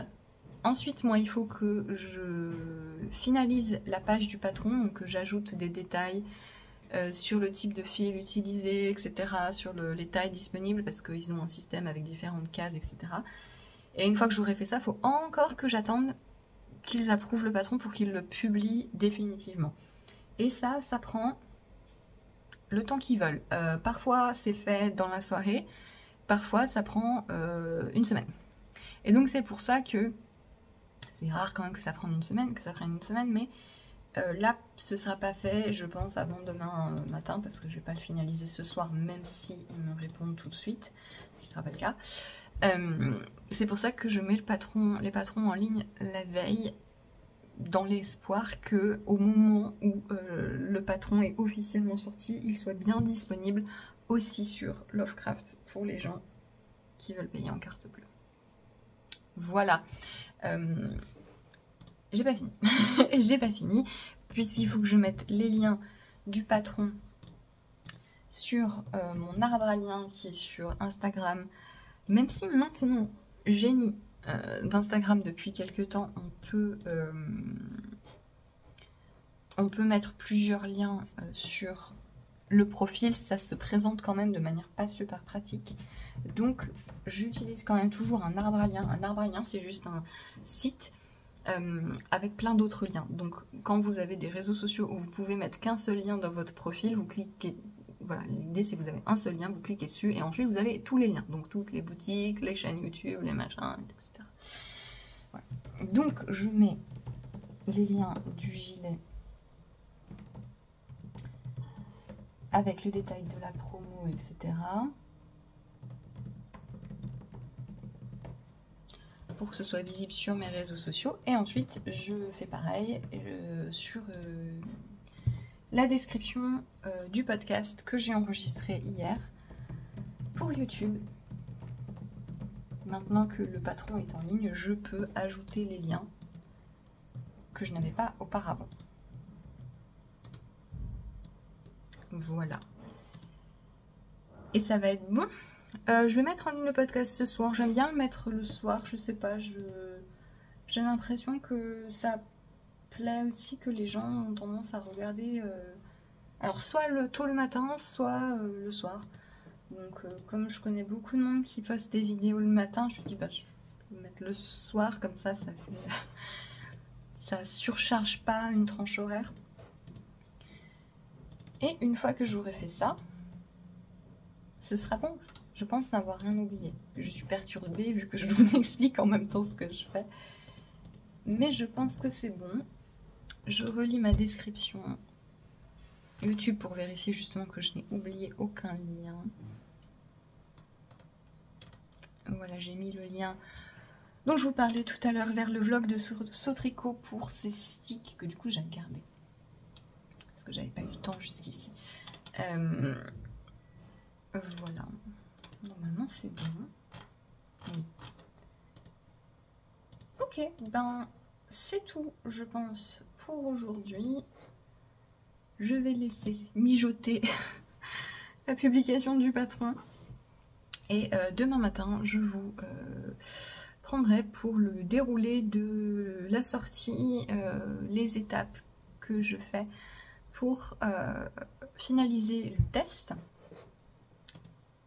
J'ai déjà commencé à envoyer les récompenses test aux gens qui n'utilisent pas Ravelry. Donc les gens qui ne font pas de page projet Ravelry m'envoient leur retour via mail.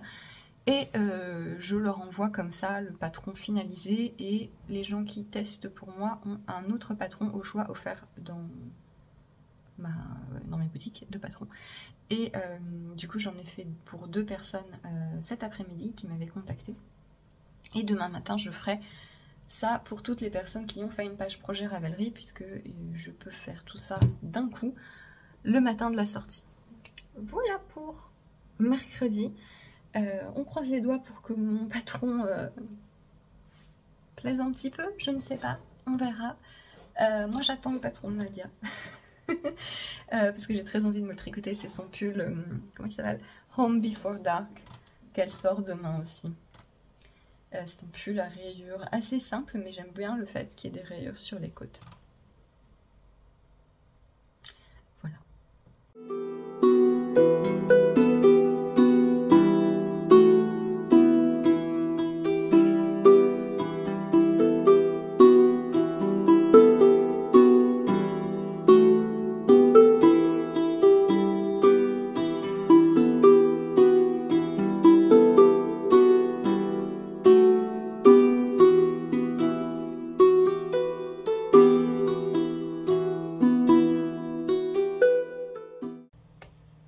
Jour de sortie de patron, j'ai déjà commencé un petit peu toutes les tâches administratives. Donc j'ai finalisé le patron sur Lovecraft, oula. Oui. Donc on attend qu'il soit publié. Et j'ai aussi... rien à voir.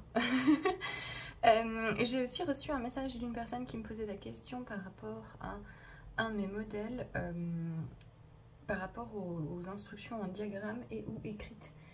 Alors quand un modèle n'a que des instructions en diagramme, j'écris dans la description sur la page Ravelry, etc.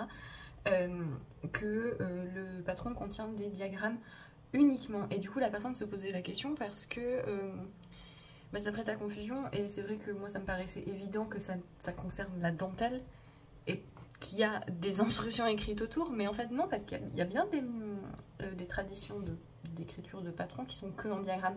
Par exemple les modèles japonais, souvent vous avez un schéma avec la forme du modèle, et vous avez écrit en dessous les nombres de mailles et des diagrammes s'il y a des motifs, etc. Mais il n'y a pas de texte. Et donc là c'est pas ça que je c'est pas ça que je veux dire.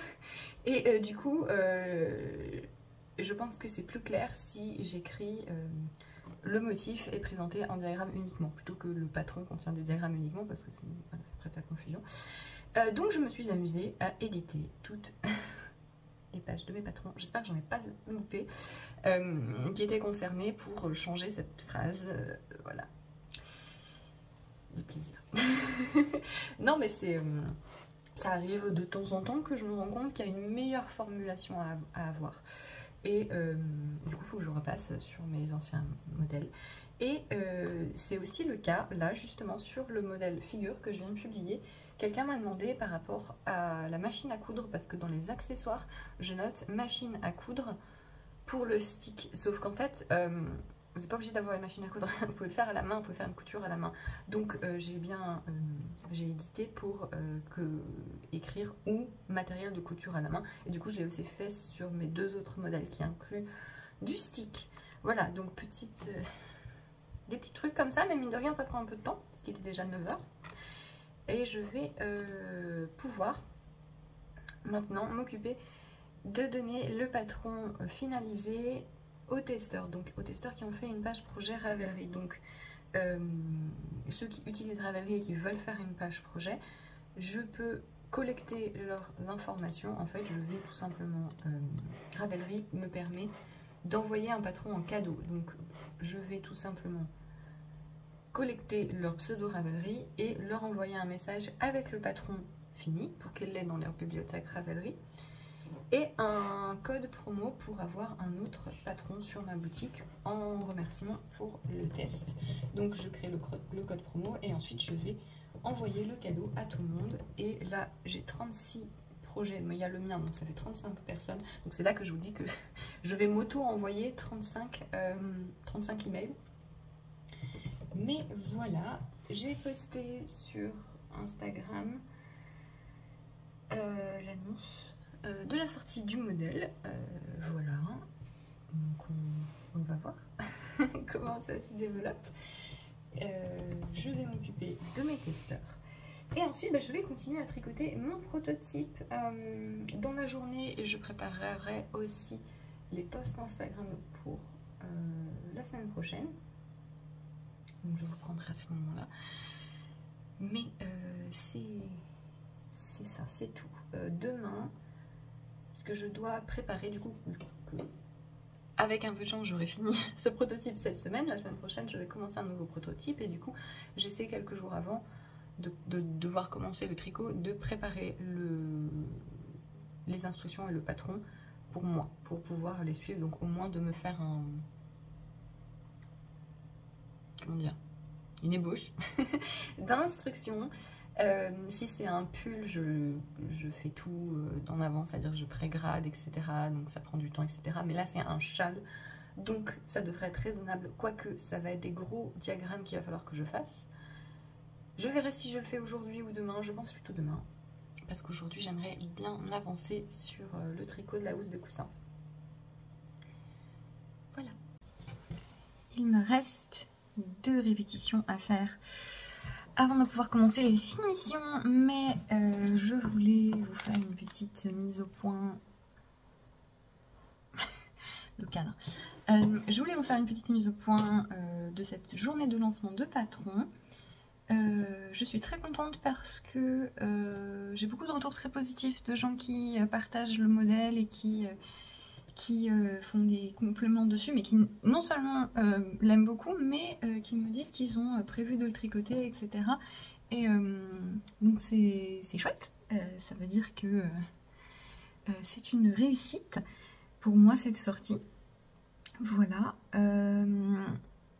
je vais préparer les posts Instagram et mon planning de la semaine prochaine. Donc je fais ça le jeudi de manière générale. Donc niveau planning, j'avais déjà commencé forcément à écrire des choses. Il faudra que j'écrive le patron des coussins, que je fasse l'appel au texte, que je prenne des photos. Et j'ai aussi normalement un vlog Patreon à éditer et une sortie à préparer. C'est en fait la... c'est pas un... enfin si, c'est une sortie de modèle aussi la semaine prochaine, mais c'est plus la finalisation du cas de mystère de cette année qui est donc terminé, et donc je vais publier le patron de manière classique, donc il va falloir que je finalise le patron, etc. Et du coup ça veut dire que niveau post Instagram j'ai des choses prédéfinies, puisque je vais présenter ce modèle une fois qu'il sera publié complètement. je procède un peu comme ça pour prévoir les posts Instagram. Je réfléchis pas trop honnêtement. J'essaie de varier un peu les choses, de pas trop montrer 50 fois le même projet d'affilée. Mais en vrai, si ça arrive, je me prends pas trop la tête parce que je montre sur quoi ce que je suis en train de faire, et parfois je fais la même chose pendant une semaine, et donc pendant peut-être que 4 posts de suite, on verra la même chose, et puis c'est comme ça. Parce que je trouve que si j'essaie trop de calculer, de machin, d'essayer de faire de la variété pour que ça se voit plus, etc., ça fait un peu artificiel au final, et ça me plaît pas, c'est très chronophage à préparer. Et pour un résultat qui n'est pas forcément visible, vu que la visibilité des posts sur Instagram, c'est une catastrophe de toute façon. Du coup, je procède par je procède par ordre de choses qui sont fixes. Donc là, je sais que le vendredi, je vais publier ce MCAL, ce cal mystère. Donc du coup, il sera plus un cal mystère, mais ce modèle officiellement, donc je ferai un post sur ça. Donc j'aimerais bien du coup un petit peu avant dans la semaine faire un post d'annonce, notamment pour préciser que la promotion du cal mystère va finir. Donc en fait je me suis notée, hop, j'ai pas écrit, il n'y a pas de truc que vous n'êtes pas censé voir. Non, c'est bon. Je me suis noté les jours et je note les posts que je vais partager. Pour la sortie du cal mystère, je peux faire deux posts. J'en ferai un le dimanche aussi, avec les photos de tous les indices par exemple. Je peux vous montrer. Le modèle dont je parle sera peut-être plus parlant. Du coup voilà, c'est le col des dalles du coup qui était le cal mystère de cette année. Tous les ans, je fais un patron mystère. C'est toujours un col en jacquard comme ceci. Et le principe des cals mystères, c'est que vous achetez le patron sans savoir, sans avoir vu le projet. Et sur une période donnée, toutes les semaines, je donne une partie des instructions. Et donc là, le thème de cette année, c'était un labyrinthe. Et donc c'est un labyrinthe qui commence ici et qui fonctionne normalement. Et là, c'est le drame. Et je me rends compte que ça ne marche pas et que j'ai passé des mois sur ce projet. Et que j'ai entraîné tous les tricoteurs dans ma bêtise. Non, ça va, jusqu'à présent tout va bien. Jusqu'à présent tout va bien. Oui, normalement maintenant c'est à peu près... C'est presque fini. Et hop, on redescend et on remonte. Promis, ça marche. Et hop, voilà, c'est bon. Ça marche. Voilà, donc j'ai fait des photos... classique avec le patron en entier, mais j'ai aussi des photos de chaque indice que je dévoilais au fur et à mesure. D'ailleurs j'ai oublié de montrer le 6e, voilà, ça, je fais bien de vous parler parce que j'ai oublié de montrer le 6e indice sur Instagram qui est du coup celui-ci. Cette section-ci c'était le dernier indice. Et il faut que je le montre en story, mais du coup vu que j'ai partagé la sortie du gilet, les testeurs, etc. parce que oui, depuis le début de la journée, du coup je garde un œil sur Instagram pour partager les photos de certains testeurs qui publient sur Instagram, répondre à d'éventuelles questions, etc. Et du coup, j'ai oublié de faire ça. Je me le note, sinon, j'ai mis où mon stylo? Terrible, ça. Je suis quelqu'un d'assez brouillon. Au cas où, bon, tant pis, il reviendra un jour. Hop, story, MCAL, sinon, je vais oublier. Voilà, je ferai plus tard dans la journée pour pas trop surcharger mes posts Instagram. Mais il est juste là. C'est juste que la feuille s'était repliée sur le stylo et du coup je ne le voyais plus. Commentaire. Bref. Donc je pense que le dimanche je ferai un post avec toutes les photos de ces indices parce que du coup ça montre tous les motifs, ce qui est assez important pour un projet comme ça tout en jacquard. J'aime bien que les gens voient tous les détails. Voilà. Et donc ça va être un peu les posts impératifs puisque reliés à une sortie de patron. Après je regarde, est-ce que par exemple j'ai fait des tests pour d'autres designers et le modèle est sorti, donc j'aime bien faire un post en montrant mon projet. Là, ce n'est pas le cas. J'attends. Éventuellement, je pense que je vais postuler à un autre test pour Rebecca Clow, où je vous parle, parce qu'elle a commencé un modèle qui me plaît beaucoup jusque-là, mais je verrai, parce qu'elle l'a commencé il n'y a pas longtemps. Bref. Et ensuite, mes encours, voilà. Et si j'ai encore de la place pour faire des posts et que j'ai pas de photos d'encours, parce que voilà, des fois j'avance pas suffisamment vite pour avoir des photos pertinentes. C'est la réalité du rythme du tricot. C'est voilà, en fait, si vous voulez avoir un compte Instagram dédié au tricot et vraiment bien faire tous les jours un post différent, machin, avec un projet différent, soit il faut monter 15 en cours, soit il faut tricoter à une vitesse pas possible. Donc voilà. Donc quand ça m'arrive et que j'ai pas de trucs à partager, je vais piocher dans d'anciens modèles pour représenter. Et peut-être que des gens qui n'avaient pas vu tel ou tel modèle aient l'occasion de redécouvrir différentes choses. Là, je pense que je vais avoir assez avec mes photos d'encours. Ah oui, la semaine d'après, donc dans 2 semaines, j'ai un patron de chaussettes qui sort. Donc je voudrais annoncer, faire un petit teaser. Je vais le mettre là, mercredi. Voilà, donc du coup, il me reste que 3 posts à faire et je pense qu'avec mes photos d'encours, notamment celles que j'ai prises hier, quand est-ce que j'ai pris des photos? C'était hier? Je ne sais plus. Ça ira. Voilà, donc j'ai mon petit planning, je vérifie mon planning général pour la semaine prochaine. Oui, voilà, ça. J'ai, comme je vous le dis, je vais commencer un nouveau prototype, mais j'aimerais d'abord finir quelque chose pour Patreon, un prototype que j'avais déjà commencé, j'aimerais le finir, mais je sais pas combien de temps ça va me prendre, est-ce que ça va me prendre toute la semaine ou pas. Je me mets rarement, là vous avez peut-être l'impression qu'avec celui-ci, que je me mets des objectifs de délai, lui dire je dois finir tel prototype à telle date, c'est exceptionnel. Je pense que c'est la première fois cette année que je le fais, parce que je savais que c'était faisable et que j'aimerais bien lancer le test la semaine prochaine. Mais généralement je me mets pas de...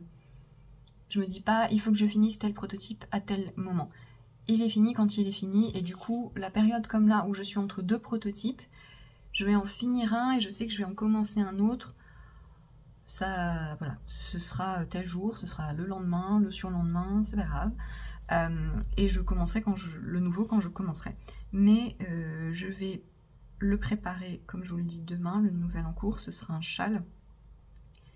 Et si je le commence pas lundi prochain, ça sera pas grave, puisqu'il me faut que je me laisse le temps de finir autre chose, comme je vous le dis. Je vous ai perdu. J'ai trop d'encours, en gros. J'ai plusieurs encours de design que je fais de front et ça me plaît pas. Donc je veux finir, tout finir avant de commencer le nouveau. Et donc je sais pas si ce sera vraiment la semaine prochaine. Donc pour l'instant je ne me le note pas. Voilà. J'ai oublié, est-ce que j'ai d'autres choses à prévoir? Non, normalement c'est bon. Je regarde parce que j'ai des instructions à donner à des magazines, mais j'ai le temps. Voilà, donc je vais préparer le texte qui va accompagner les publications Instagram pour chacune de ces journées pour la semaine prochaine. Je les enregistre sur les notes de mon téléphone. Les notes de mon téléphone qui sont parfaitement chaotiques. Du coup, j'ai plein de trucs, mes posts Instagram, des idées de modèles, des idées de vidéos aussi. Bon, tiens, j'en profite. Je voudrais faire différents types de vidéos sur YouTube maintenant. J'ai peut-être commencé au moment où vous voyez ce vlog, mais si vous avez des idées de vidéos que vous aimeriez voir sur YouTube, pas forcément des vidéos techniques parce que c'est des choses que je fais déjà sur Patreon ou des fois que j'évoque en podcast. Mais voilà, j'ai envie de faire des vlogs et des fois des vidéos peut-être un peu plus bébêtes, mais avec un concept un peu amusant. Je me suis dit tiens, est-ce que je ferais pas une vidéo du style je crée un design inspiré, j'en sais rien, d'une peinture, d'une couverture de livre que j'aime bien, quelque chose comme ça, en m'inspirant des couleurs, en essayant de créer quelque chose, alors des petits projets peut-être ou pas, ça dépendra de ce que j'ai envie de faire à ce moment-là. Mais voilà, des vlogs à thématique, disons, sur un concept un peu, peut-être un peu superficiel dans le processus, mais qui peut être amusant et qui peut être un fil rouge amusant pour une vidéo, je sais pas. Voilà, si vous avez des idées ou des vidéos inspiration, je compte en faire quelques autres, des choses comme ça. Bref, voilà. Du coup, dans mes notes de mon téléphone, il y a aussi ça, il y a aussi les idées de vidéos éventuellement, les idées de vidéos sur Patreon, tout ça. Et aussi les trucs que j'oublie de faire, que je peux pas faire sur le moment. Par exemple, si jamais je vois que je reçois un mail avec des remarques sur un patron parce que c'est en cours de test ou quoi, et que j'ai pas le temps de faire les corrections tout de suite, je les copie. Parfois je m'envoie des mails à moi-même avec les notes. Bref, mon téléphone est chaotique. Voilà. Donc je vais m'occuper de ça, je vais finir mon prototype, je vais aller regarder, continuer à regarder Only Murders in the Building. Oh, j'ai beaucoup ri parce qu'un épisode que j'ai regardé plus tôt cette semaine, alors vous avez peut-être remarqué, si vous regardez la série ou pas d'ailleurs, que l'un des personnages, la plupart des personnages ont de chouettes tenues, notamment de chouettes tricots, des pulls, etc. Puisqu'il y a des personnages dans la série qui tricotent, dont Mabel, le personnage joué par Selena Gomez. D'ailleurs, à un moment, il y a une histoire terrible avec une aiguille à tricoter. Mais bref, elle a souvent des pulls, alors pas tricotés main, c'est des pulls du commerce, on est d'accord, mais des pulls en maille très sympas. Et ça fait du coup depuis le début de la série que tout le monde remarque ces pulls. Il y a des gens qui ont fait des patrons inspirés, etc. Des gens qui se sont tricotés des pulls pour correspondre aux vêtements qu'elle porte. Et je pense qu'ils nous ont repérés. Je pense que les auteurs de la série se sont dit, la communauté tricot, là, on vous voit, parce qu'il y a une scène dans la dernière saison de Only Murders in the Building où, voilà, Mabel fait semblant d'avoir perdu un pull tricoté pour pouvoir s'infiltrer dans un endroit pour enquêter, et du coup, elle demande au personnage qui a la clé, oh mais il faut que tu m'aides à récupérer un de mes pulls. T'aimes bien les pulls tricotés toi aussi? Et du coup l'autre personnage, qui est très drôle, qui est très sympathique, décrit son pull de manière, alors laisse-moi deviner, il est un peu duveteux, il a pas de forme, qu'est-ce qu'il dit? Il est jaune et orange et ça devrait vraiment pas aller ensemble, mais ça marche trop bien parce que t'as trop un bon style, j'adore tes pulls, etc. Et ça m'a fait rire. Ça m'a fait rire parce que j'ai l'impression que les auteurs, ils ont bien remarqué qu'à chaque fois que la série, leurs personnages portaient des pulls tricotés, qu'il y avait toute une communauté de gens illuminés qui faisaient des fixettes sur les tenues des personnages. Bref, ça m'a fait rire. D'ailleurs, apparemment, dans le dernier épisode, il y a un pull en torsade que tout le monde va se tricoter parce qu'il y a déjà des modèles exactement comme celui-là. Mais voilà. Ça m'arrive beaucoup de remarquer des modèles de tricot dans des films et des séries, d'avoir des inspirations. Et ouais, c'est une des sources principales d'inspiration, je dirais, ça, et ce que les gens portent de manière générale. Je regarde beaucoup de vidéos YouTube de gens qui font des vlogs sur des livres, etc. Et il y a pas mal de personnes dont j'aime bien le style, pas dans le sens où il est similaire au mien, pas du tout, mais voilà, souvent ils vont porter des choses qui vont créer une idée de modèle après. Bref, je sais pas pourquoi j'ai commencé à parler de ça. Oui, parce que je vous disais que j'allais finir mon prototype en regardant la série. Une fois que j'aurai écrit mes posts Instagram. Voilà pour jeudi. Oui, peut-être que je peux finir mon prototype aujourd'hui. Il est 2h30. Je ne sais pas, parce qu'il va falloir que je filme le tutoriel pour le rabat en côte et filmer quand je fais des tutoriels pour les patrons. Du coup, je mets plus de temps. Parce qu'il faut que je m'arrête et que je filme chaque étape, et que filmer avec le téléphone au milieu, c'est pas pratique.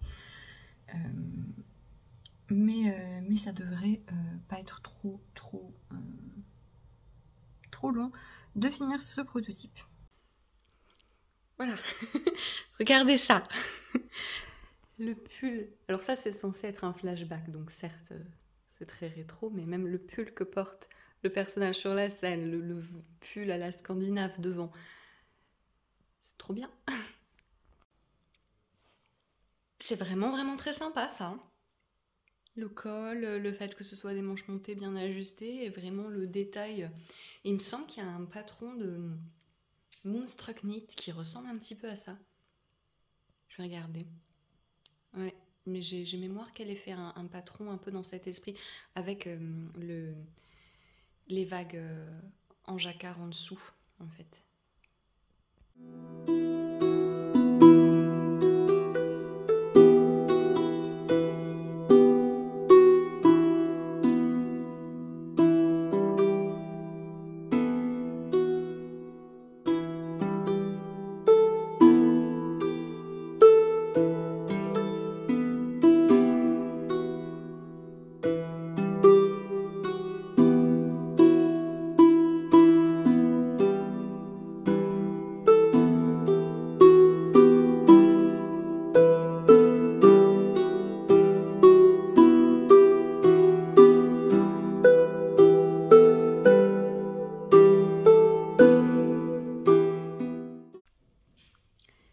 J'ai réussi à finir. Bon, maintenant il fait trop sombre pour filmer la dernière partie du tutoriel. D'autant plus que c'est de la couture. En fait, il faut que je couse les côtés des côtes sur le coussin pour pas qu'elles se baladent librement comme ça. Donc je ferai ça demain matin, mais je suis contente d'avoir fini le tricot. J'aurai pas à déroger à ma règle de... J'aurais pas à déroger à ma règle de pas tricoter de prototype le vendredi. Et je pourrais juste préparer des diagrammes pour mon prochain prototype. Et après je serai en week-end. Mais voilà. J'ai hâte de le passer sur le coussin. Je vais rentrer quelques-uns de ces fils. Enfin, rentrer pas vraiment parce que comme c'est une housse de coussin sur l'intérieur, on s'en fiche. Donc en fait, je fais des nœuds avec mes bouts de fil. Mais voilà. Dans les temps.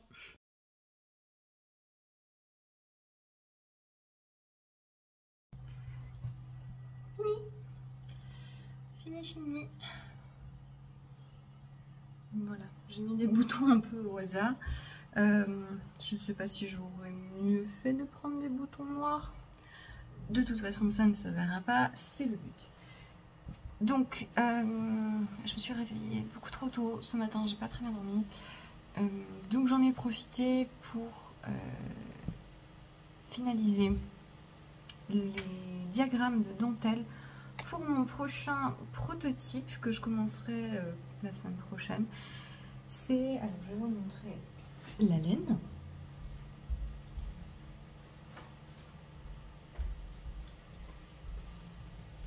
Ce sera un châle tricoté avec ses écheveaux de Lily sur un fil. J'avais envie de faire un châle en dentelle. Donc je me suis juste préparé les diagrammes parce que j'aime bien quand je prépare des modèles de châle, juste tout visualiser, donc tout faire en diagramme.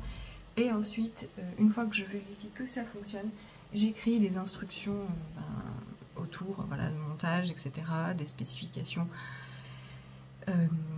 s'il y a des techniques particulières. Là, en l'occurrence, ça va être assez simple, ça va être un triangle asymétrique, donc ce qui est plus facile à gérer puisque j'ai à faire qu'un sens de diagramme. Et j'ai pas à gérer une symétrie au centre.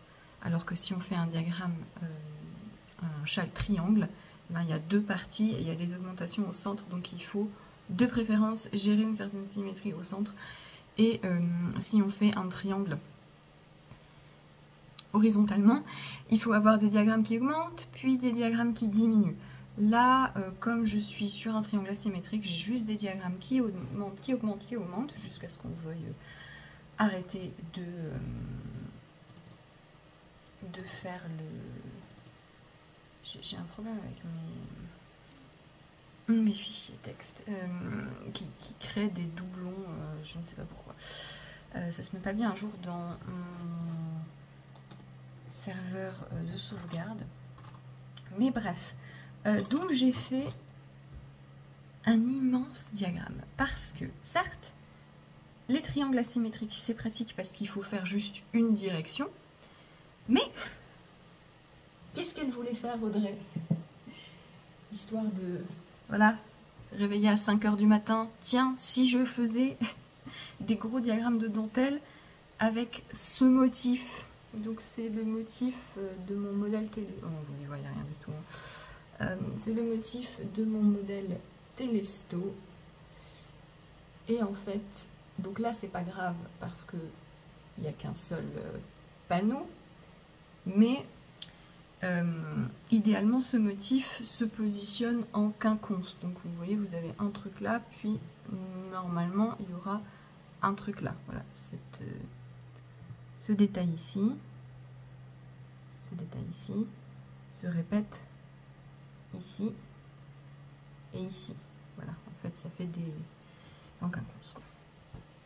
Du coup, ça fait que trouver la répétition correcte est plus compliqué. Donc quand on fait des diagrammes à répéter indéfiniment, il faut trouver le moment où le motif se répète. Donc c'est des calculs à faire où moi j'aime bien, comme je vous le dis, visualiser parce que de toute façon je veux faire un gros diagramme pour gérer les bordures, gérer les augmentations, voir est-ce qu'il faut que je modifie le motif, parce que quand j'ai pas assez de mailles pour faire un motif complet, j'aime bien visualiser sous forme de diagramme pour me dire le vent, le retour du vent. Pour me dire est-ce que je mets du jersey à la place de ces bordures, ou est-ce qu'il y a un autre point dans le motif que je peux utiliser pour remplir, en fait un motif de remplissage. Mais du coup, quand on a un grand motif, alors il n'est pas très, c'est pas qu'il est long en soi en rang, mais comme il est en quinconce, ça fait que forcément, il me faut beaucoup de rangs d'augmentation avant de retomber sur un rang exact. Exactement pareil en fait. Parce que plus j'augmente, je rajoute une maille, chaque rang va être différent. Et en fonction du type de motif, le nombre de rangs différents, ça dépend aussi des augmentations qu'on fait. Donc là, j'ai mis des augmentations tous les rangs, tous les 2 rangs, pardon, tous les rangs en droit. Voilà, en fonction du rythme d'augmentation, en fonction du type de motif, le nombre de rangs uniques va varier. Et là, en l'occurrence, sur ce motif, c'est beaucoup. Donc en fait, va y avoir un petit diagramme, un premier diagramme de préparation au début, en attendant d'avoir une répétition complète du motif. Ce diagramme de préparation fait 80 rangs. Et ensuite, le diagramme de répétition du motif, qu'il va falloir répéter tout au long du châle, il fait 120 rangs. Si je ne me suis pas trompée, parce qu'encore une fois, j'ai fait ça à 6 h du matin.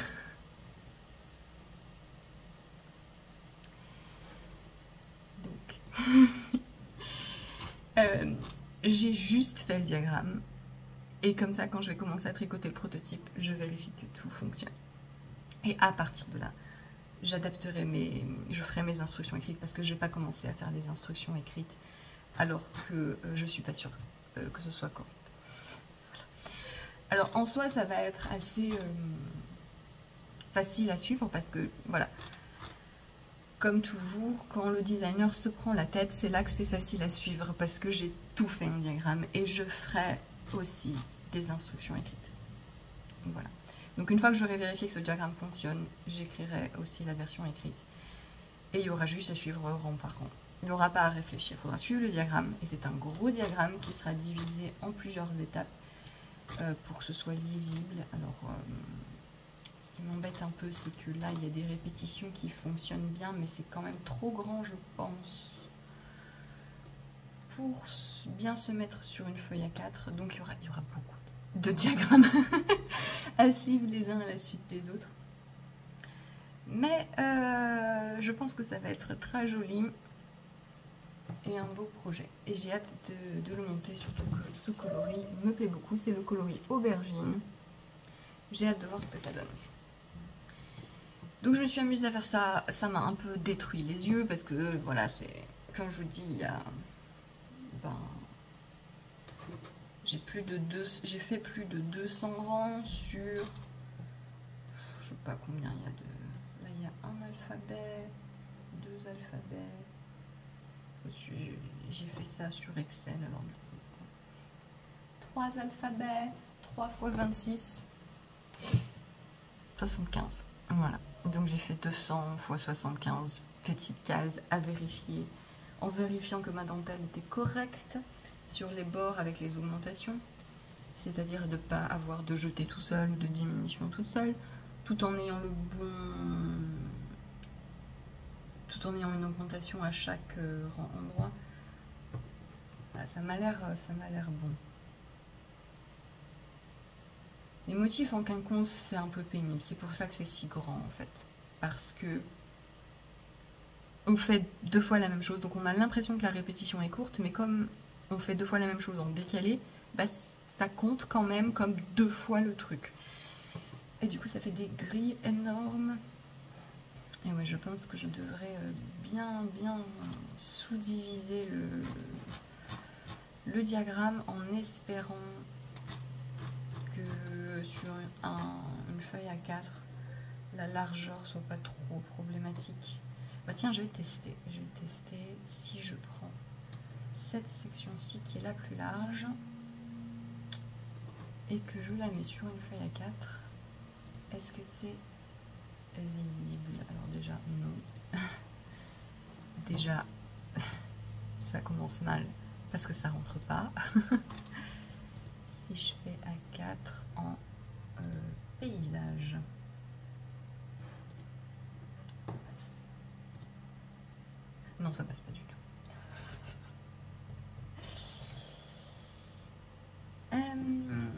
Je définis des zones d'impression en fait pour voir.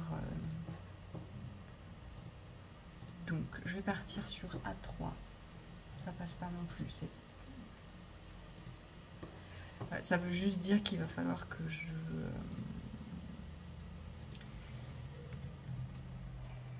je rétrécisse la grille, mais je l'espère pas de trop. Parce que moi c'est un truc... Oh non, ça va. Ça va, j'ai l'impression. Parce que...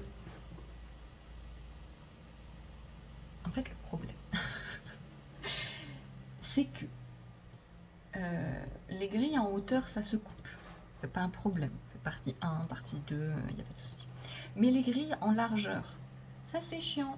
Parce que sur un même rang, vous devriez regarder 2 feuilles différentes. Et ça, c'est insupportable.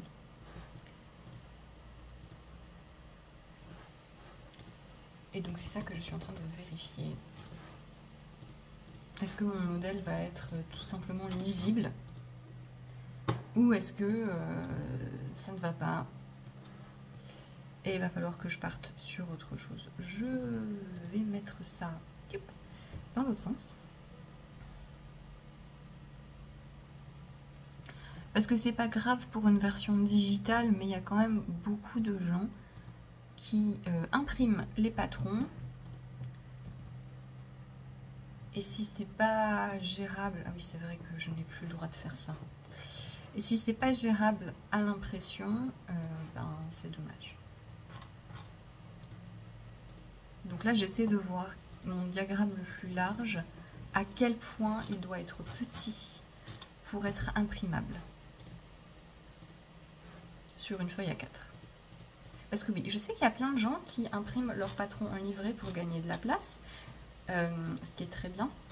Mais faites attention quand il y a des grilles, parce que du coup, bah, vos grilles sont 2 fois plus petites.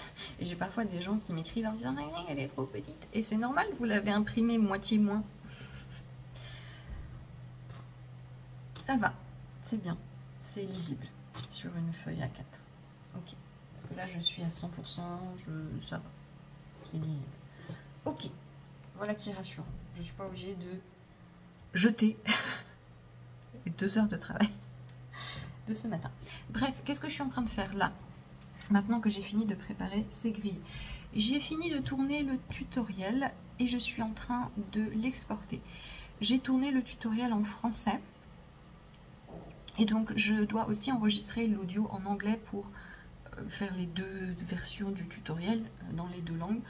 Donc ce que j'ai fait, c'est que j'ai regardé la vidéo, j'ai en même temps traduit ce que je dis, et maintenant, une fois que la version française sera exportée, si mon ordinateur veut bien faire ça sans exploser, je vais re-regarder la vidéo sans le son, et en même temps lire ce que j'ai écrit en anglais pour exporter cet audio-là et le coller sur les images sans son.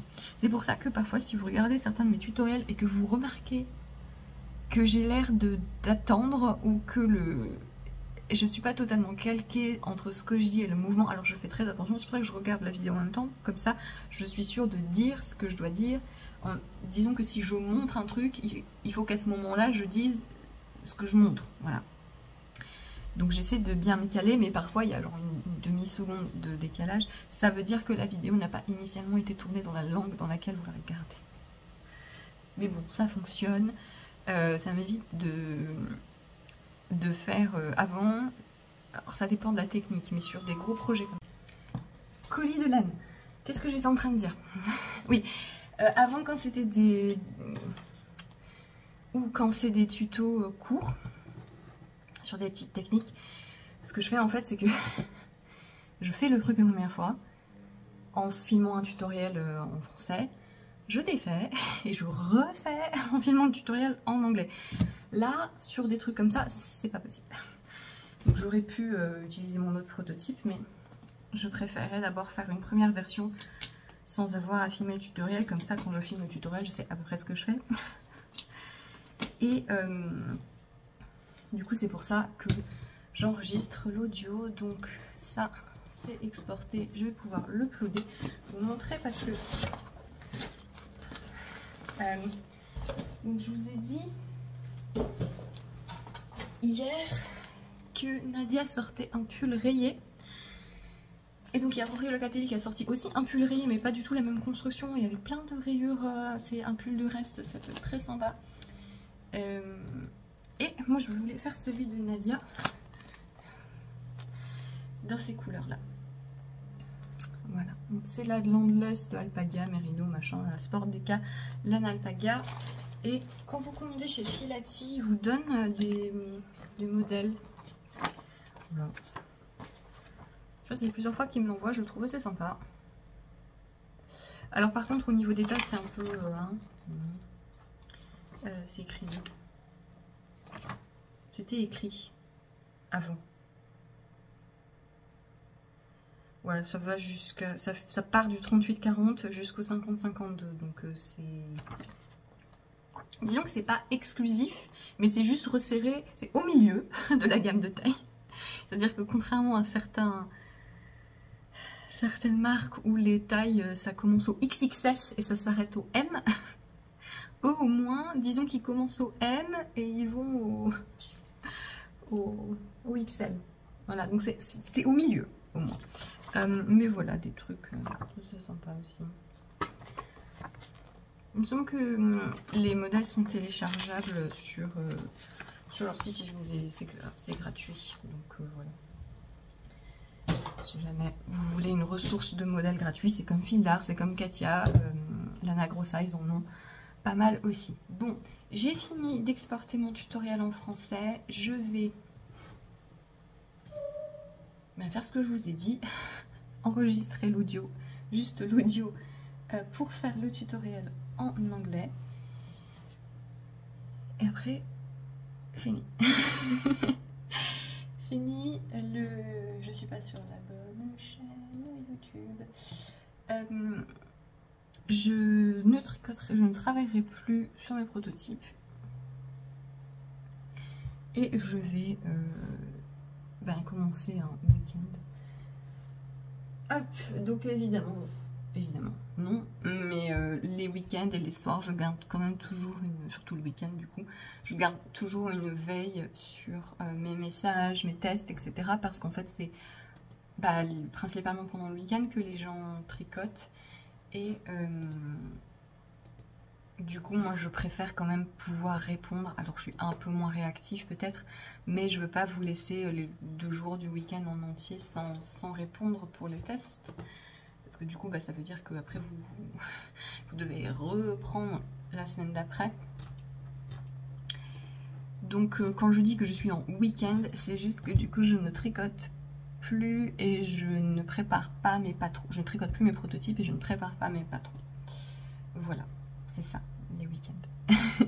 Mais je réponds quand même au SAV, je vérifie quand même mes réseaux et mes mails pour y répondre si besoin.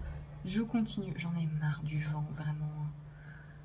Je sais pas si vous entendez, mais en fait, comme on a des vieux volets, dès qu'il y a du vent, on est obligé de tout fermer complètement, d'être dans le noir.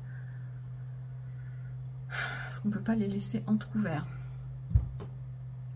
J'en ai marre. Je veux juste une température d'automne, si c'est possible, mais pas de vent. Voilà, je pense que je vous filmerai quelques petits bouts du week-end, etc. Et ce sera la fin de ce vlog. Merci beaucoup d'avoir regardé cette vidéo qui, je pense, va être un petit peu longue. J'espère qu'elle vous aura plu. N'hésitez pas à me suggérer des types de vidéos que vous aurez envie de voir sur YouTube.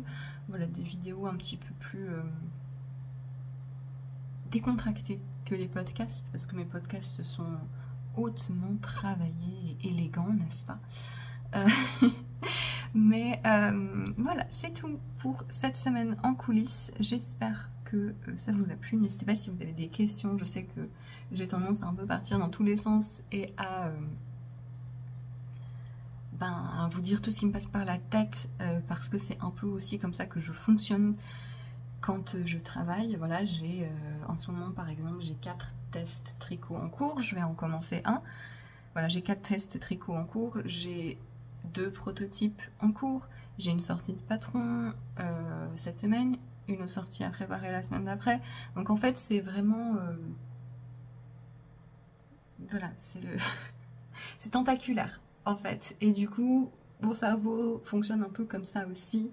Je pars un peu dans tous les sens parce que à un moment, voilà, je vais penser à telle chose, je vais avoir une remarque de quelqu'un qui va entraîner telle tâche qui n'était pas prévue et qui va se mettre au milieu d'autres tâches qui étaient prévues, et tout se mélange et tout se superpose.